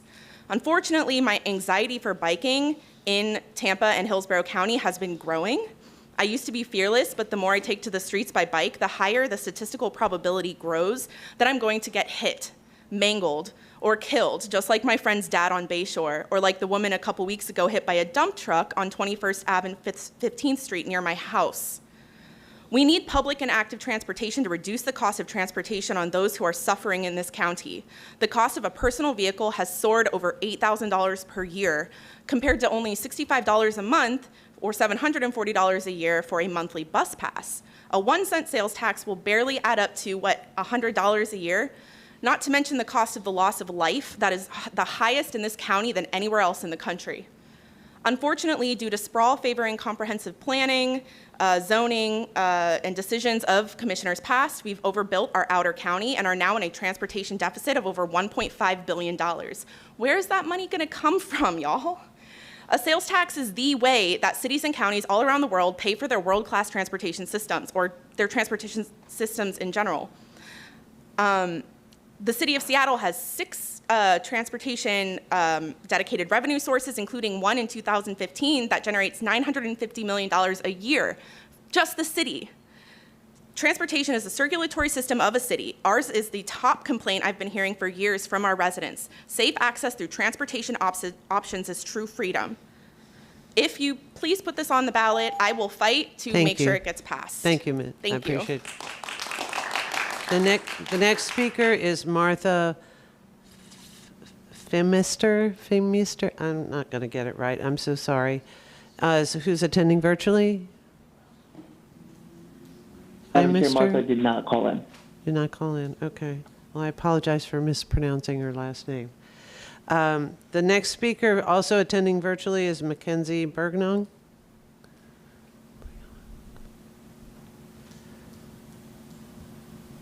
Burgoyne?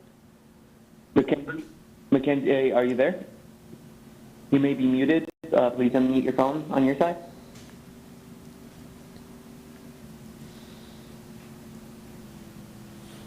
Madam Chair, she is on the line, but she doesn't seem to be responding. Okay, if you could work with her, we'll go on to the next virtual speaker and then come back to her if she's able to get it cleared, if that works. The next virtual attendee is Philip Gubser. Is Philip available?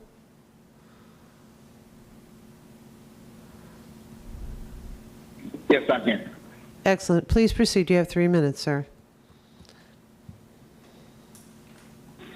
Yes, ma'am. So I'm a local college student. I'm 20 years old, and I live here in Hillsborough County. And I agree with everyone in the room that there are problems with our roads and transportation, and it needs to get fixed. But I don't think raising the sales tax 1% is going to fix that problem. And because, frankly, the money that has been put into the county has not been managed properly. There's been over $500 million gone into the sheriff's office and countless other gray areas. And if we just raise 1%, we can't even take care of the 7%, 7.5% that's currently being used. So this isn't a money problem. This is a management problem. So my proposal, and I'm mainly talking to the people in the room and who are listening, and to the people of Hillsborough County, is an audit. Clearly, we have been waiting over 20 years for this to happen, and it has not worked. And that's a management problem. If we can't see that and understand that, then there's no money, nothing we can throw at it that will solve the situation. So I want everyone in the room to consider an audit, because it's clearly a management problem. And like I said, I'm a college student. I work hard. I work an honest wage. And I see the problems that arise when my street has many potholes. I can't even get down it without hitting, like, it's crazy. So I just want to speak to the people. I'm not really talking to the board because they already know. But I want everyone in the room to please consider that this is a management problem and an audit needs to be considered. Thank you for your time. Thank you, Mr. Guzver. Is Ms. Burgoyne available? Was she able to clear? Ms. Burgoyne, are you there? It doesn't seem like she is, Madam Chair. Okay, well, we'll keep trying. We'll move on to the next virtual speaker. That's Linda Washington, is also attending virtually.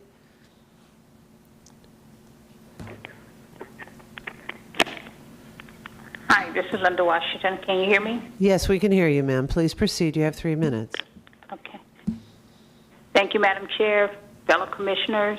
My name is Linda Washington, 8204 Fur Drive, Tampa, Florida, 33619. I'm the president of the Progress Village Civic Council. And on behalf of the Progress Village community, I want to piggyback on a lot of things that were said tonight in reference to our community needs. In the District 3 area, but not to belinger some of the points that were made. I just want to speak totally on behalf of Progress Village, and that we're asking you to pass the 1% surtax to present it on the ballot. We feel it would be beneficial to our community in areas such as improved and updated traffic control, mainly on Progress Boulevard. We have so much growth going on in our surrounding area that's outpacing the infrastructures that's in place, that's been in place for over 60 plus years. And we need to be able to keep up with the times. We need to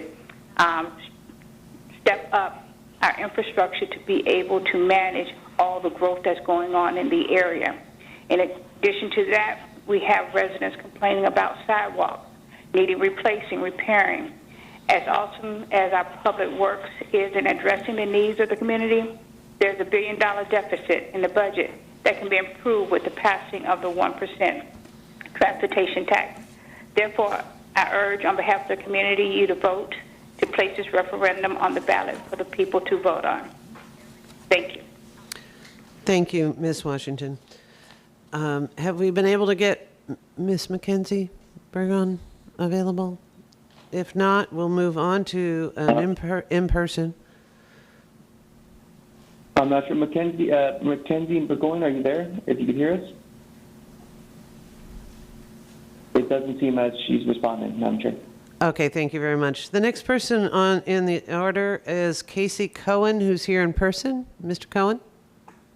Ms. Cohen? Never know what Casey. Is there a Cohen here? Okay, and the next person I've signed up is Brian Paris. Okay, please come up to the podium. We're recognized. It's Paris? Yeah, you did really well, actually. One of the very few people who actually gets it right. But my name is Brian Paris. I am against the tax hike because the American people have been overtaxed for a long time. I agree with that young man that called in. That's a college student. Way to go, kid. On the audit, we need to audit you guys first. Show where you've been spending the taxpayer money, and then maybe people would be inclined to vote for a 1% tax on transportation. Until you guys are transparent with the American people by showing an audit and returning the $500 million that you guys stole from the people in 2019. Do all that stuff first, and then maybe possibly people would be willing to trust you on a 1% sales tax, which does not benefit the everyday hardworking American citizen, a small business owner, and veterans. It doesn't benefit them. It only destroys them even more. What it helps is global elites, elite people. This is ridiculous. Taxation without representation is unconstitutional.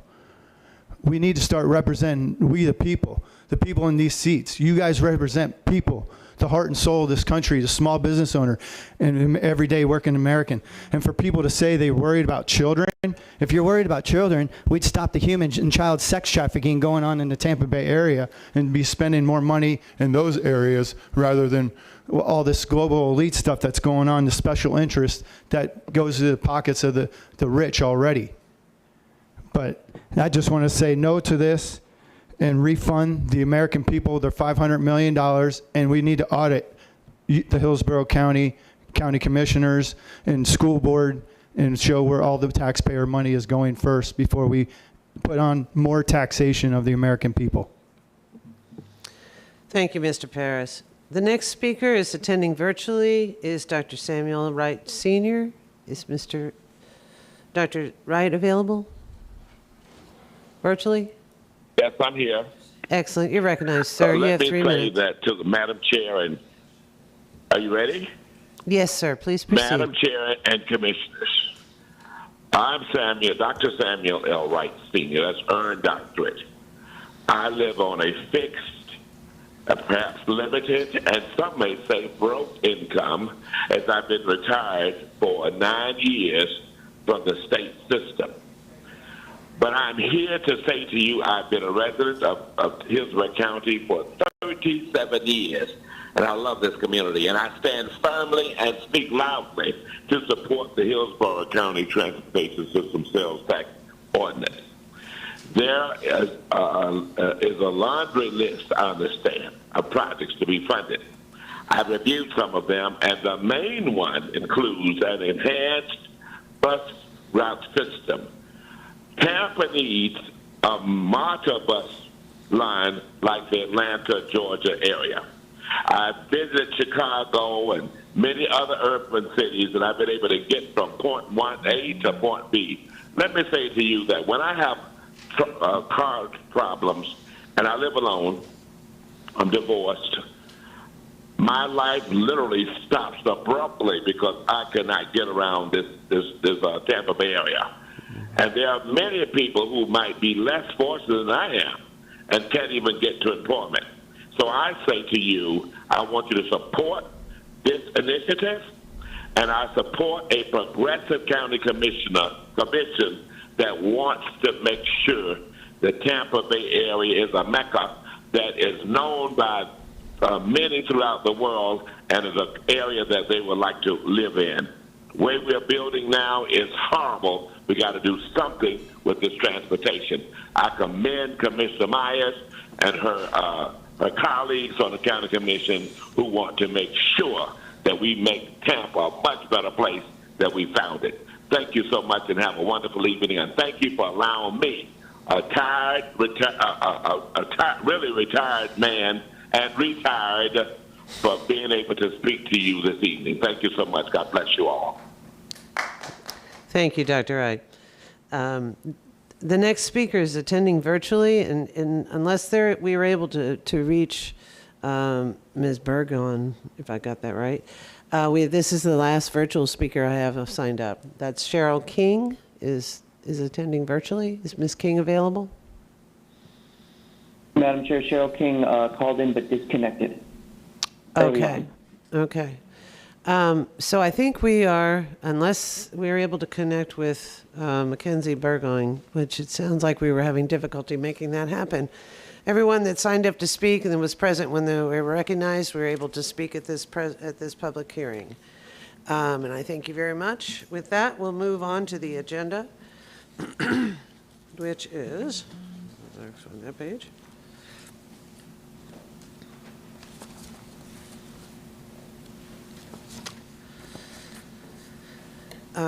Board discussion. And with that, I have several individuals in the queue, beginning with Commissioner Myers. Thank you, Madam Chair. I'm going to keep my comments brief because I said so much on March 23rd. With that being said, first, I'd like to thank all the speakers for your comments.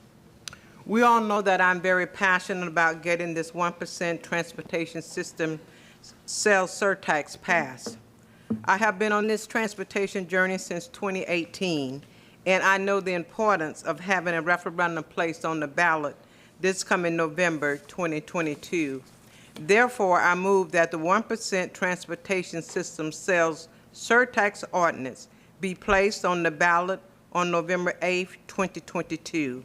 Now is the time, and the time is now, that we get this 1% transportation sales tax passed. Let our voters make the final decision. That's the motion.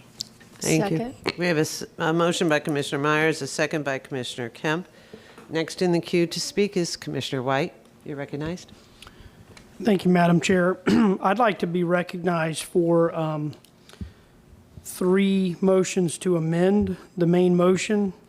And after the third motion to amend, I do have discussion to the main motion.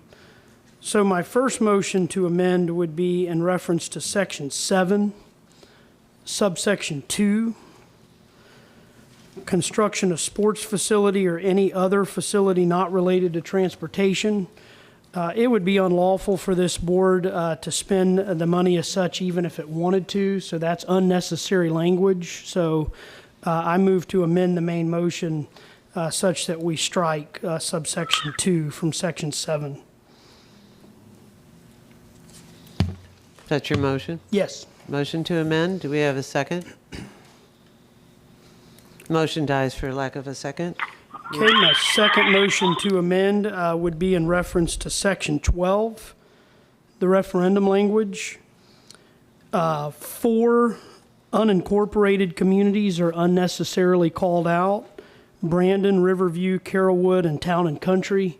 All 4 of those are unincorporated communities. They would not be treated any differently within this ordinance than unincorporated communities like Waimama or Baum or Lutz, you name it.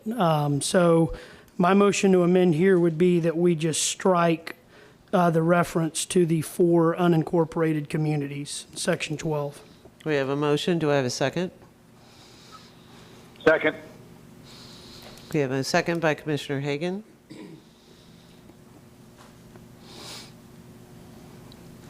Is there any discussion around the amendment? Seeing none, can we get a roll call vote? Overman? No. Cohen? No. Hagan? Yes. Kemp? No. Myers? No. Smith? No. White? Yes. Motion failed 2-5. Commissioners Overman, Cohen, Kemp, Myers, and Smith voted no. Commissioner White? My third motion to amend, and then, as I said, I'd like to be recognized for discussion of the main motion after this one. Also in reference to Section 12 regarding the referendum language. Speakers that have spoken today in favor of this tax have acknowledged that it's a transit tax. The mathematics within the ordinance with the transit restricted funding versus the general purpose funding, and then also the so-called buckets would indicate that this is a mass transit tax. And when you look at the 7 bullet points listed with respect to how this money would be spent, it's clear that the use to expand public transit options would receive more funding than the other 6 bullet points here. So my motion to amend here would be that we make expand public transit options the first bullet. We have a motion by Commissioner White. Do we have a second? Second. We have a second by Commissioner Hagan. Any discussion? Please take a roll call vote. Overman? No. Cohen? No. Hagan? Yes. Kemp? No. Myers? No. Smith? No. White? Yes. Motion failed 2-5. Commissioners Overman, Cohen, Kemp, Myers, and Smith voted no. Thank you. And Commissioner White, you're recognized. Thank you, Madam Chair. My comments will be brief. I had a lot to say at the last meeting. I just want to state for the record that I will be voting against this plan. It is a downtown Tampa light rail plan, and it's terrible for the unincorporated communities in Hillsborough County. In fact, Brandon, Riverview, Carrollwood, and Town and Country that are called out by name in this ordinance are unincorporated communities in Hillsborough County that will not be treated any differently than the other unincorporated communities in this county, like Waimama, Ruskin, Lutz, Keystone, Balm, Lithia, Valrico. The list goes on and on and on. About 67% of the citizens of this county live in unincorporated Hillsborough County, yet only 38 cents on the dollar go to unincorporated Hillsborough County. And to add insult to injury, the county commission would not even be able to spend all of that 38 cents on fixing potholes and widening roads. This is among the many reasons that I'll be voting against this plan. Thank you. Commissioner Cohen, you're recognized. Thank you very much. I'm going to be brief because so many of the speakers tonight made such excellent points. I don't think it's necessary, excuse me, to repeat everything that was said. But there was there were some comments made that we should listen to the majority, and I do want to point out that according to my calculation, there were more people that spoke for putting this on the ballot tonight than spoke against it. I have 23 fors, 20 against. Others might have computed it differently, but the point of the matter is the people want the same chance in 2022 to vote for what they already voted for and passed in 2018. And I would remind everyone that in 2018, a plan very similar to this passed in all 4 county commission districts and in every precinct in the city of Tampa. So I want to just make a couple of brief points that weren't made tonight by our speakers. The first is that according to the information I've been able to gather, 25% of this money would be paid by tourists. Tourists visit Hillsborough County at exponential levels We are blessed to be a place that people want to visit, but they use our infrastructure also. And this option gives us the tool to make sure that people that visit are responsible for our infrastructure as well as just people that live here. This also will provide money for us to have matching funds for projects from the federal and state governments. A major weakness that we have had in recent years is that we can't even compete with other municipalities and counties across the country because we don't have the money for the matches. And this would solve that problem. Many of the speakers spoke about inflation, and there is no question that people are feeling the stress of the high inflation that is upon us in the post-COVID era. But I would remind everybody that inflation works both ways, and that if we kick the can down the road and don't do these projects now, they will get more expensive. Commissioner Smith and I were at Tampa Bay Water the other day, and this came up related to the water projects that Tampa Bay Water needs to do across the region over the coming years. The cost of everything is going up, and the longer that we wait to address our transportation problems, the more it's going to cost for us to solve the problems. The final thing I just want to say is that I went and looked at the Tampa Bay EDC's growth projections for the next 5 years.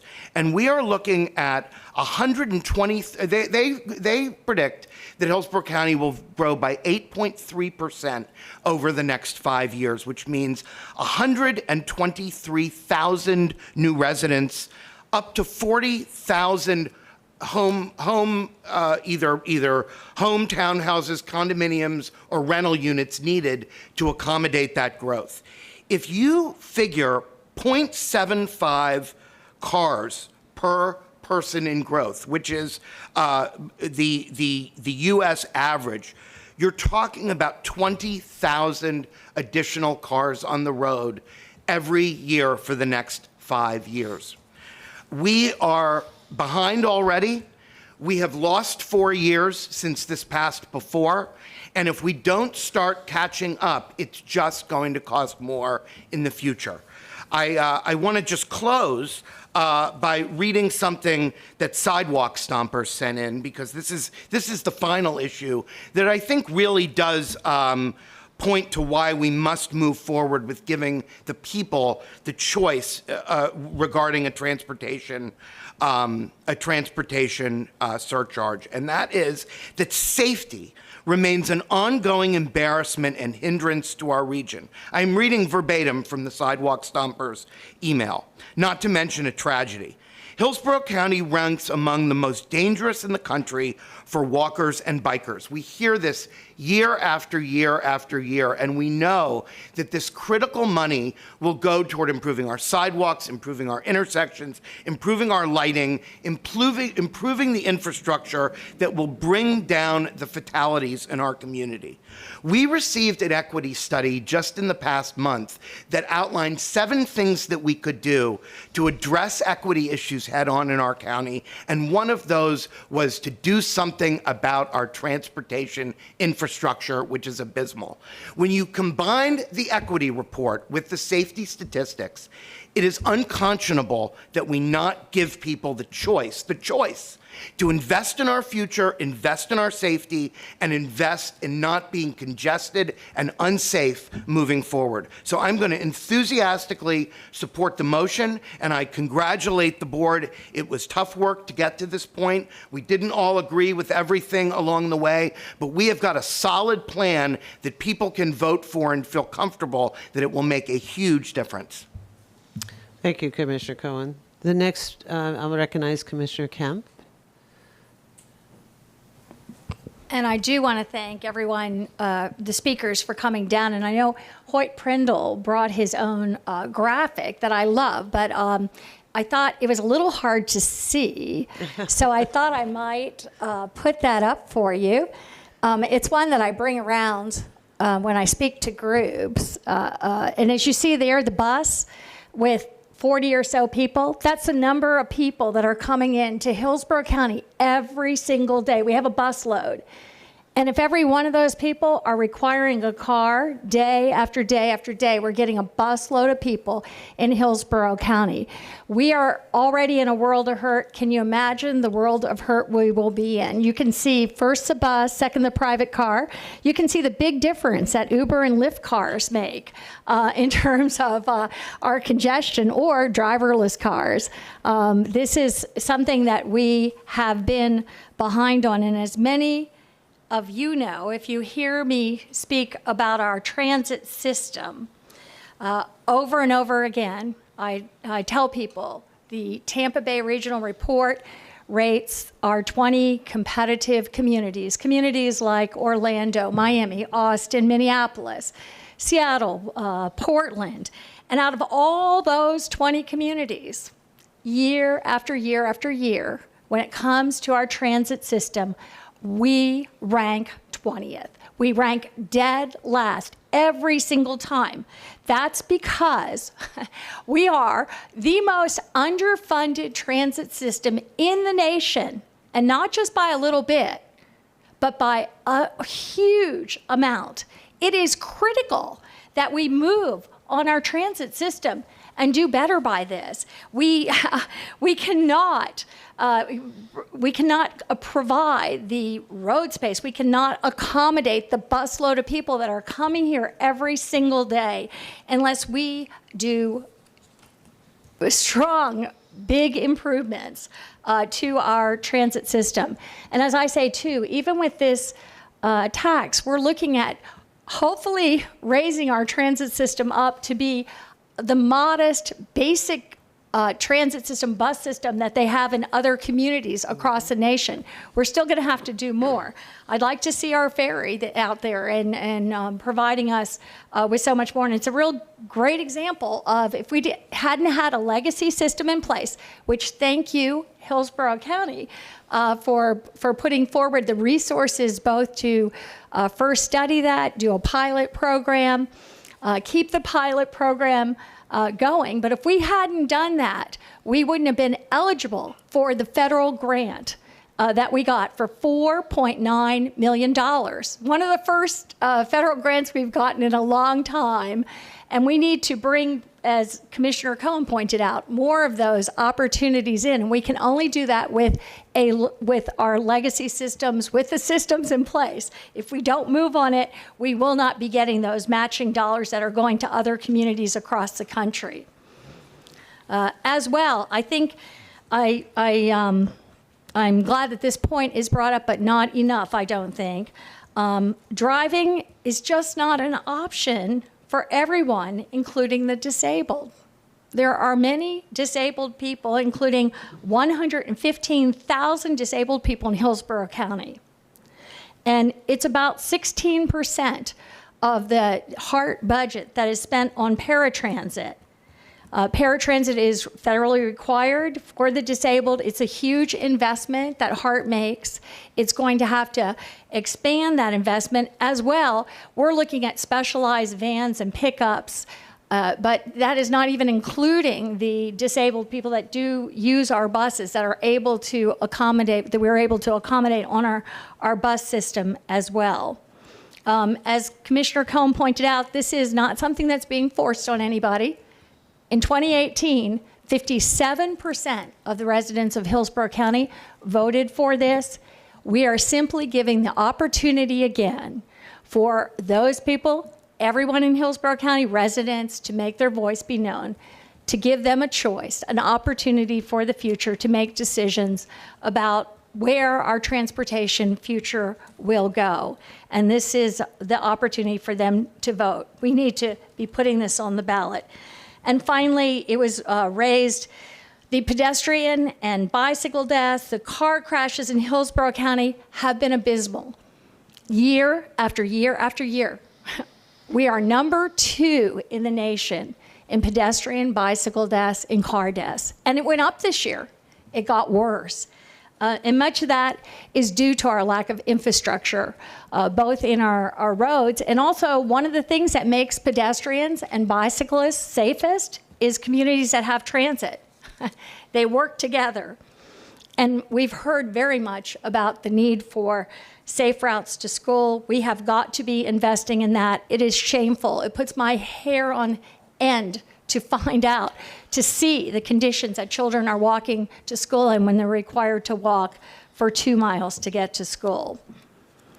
Our residents know we need a mix of transportation improvements to get there. That's what this 1% will do, this 1 cent will do. Road improvements, pedestrian improvements, and more frequent transit. And I am looking forward to giving the voters that choice and seeing this transportation future for Hillsborough County. Thank you, Commissioner Kemp. Commissioner Smith? Okay. And I do appreciate the board's consideration of all that was heard today. We heard a lot of misinformation about what is and isn't the case, especially regarding the previous 2018 referendum and its outcome. And I would ask Ms. Beck to consider maybe giving us a status on that. But if we opt out of that conversation, that's fine. At the end of the day, it's not the issue today. The issue today is to pass a referendum so that we can invest in our transportation. And we heard this morning that one of the key elements of being able to invest in our future for transportation is a timely issue that will make a significant difference of allowing this investment plan to invest in our transportation, to not only take care of what we have planned for or in the process of planning for, assuming it passes, but also to capture the federal grant resources that are available, which was the largest bipartisan bill to invest in transportation. That will even multiply more resources that we don't have now by being able to be competitive in those grants. Those grants will require, according to the report we read this morning, many of them require excuse me, sorry. Many of them require between 0 to 50%, with most grants requiring a minimum of 20% in order to be competitive to receive the federal grant money that will allow us to invest in our infrastructure in even a greater way. Those monies will be available through over the next 5 years. If we don't pass this in 22, and we have to come back again in 24, honestly, that'll give us 1 year, if any money's left, to take advantage of the largest infrastructure investment this country has ever made by being able to partner with the federal government to invest in our community. The time is now. I see we have the leadership to bring this to the voters, which is why this referendum is different than what happened in 18. The Board of County Commission is offering this as a referendum to the citizens of Hillsborough County, asking for their support and their vote to allow us to invest in the transportation needs of all of those citizens within Hillsborough County. And I look forward to supporting the motion. Seeing no other comments,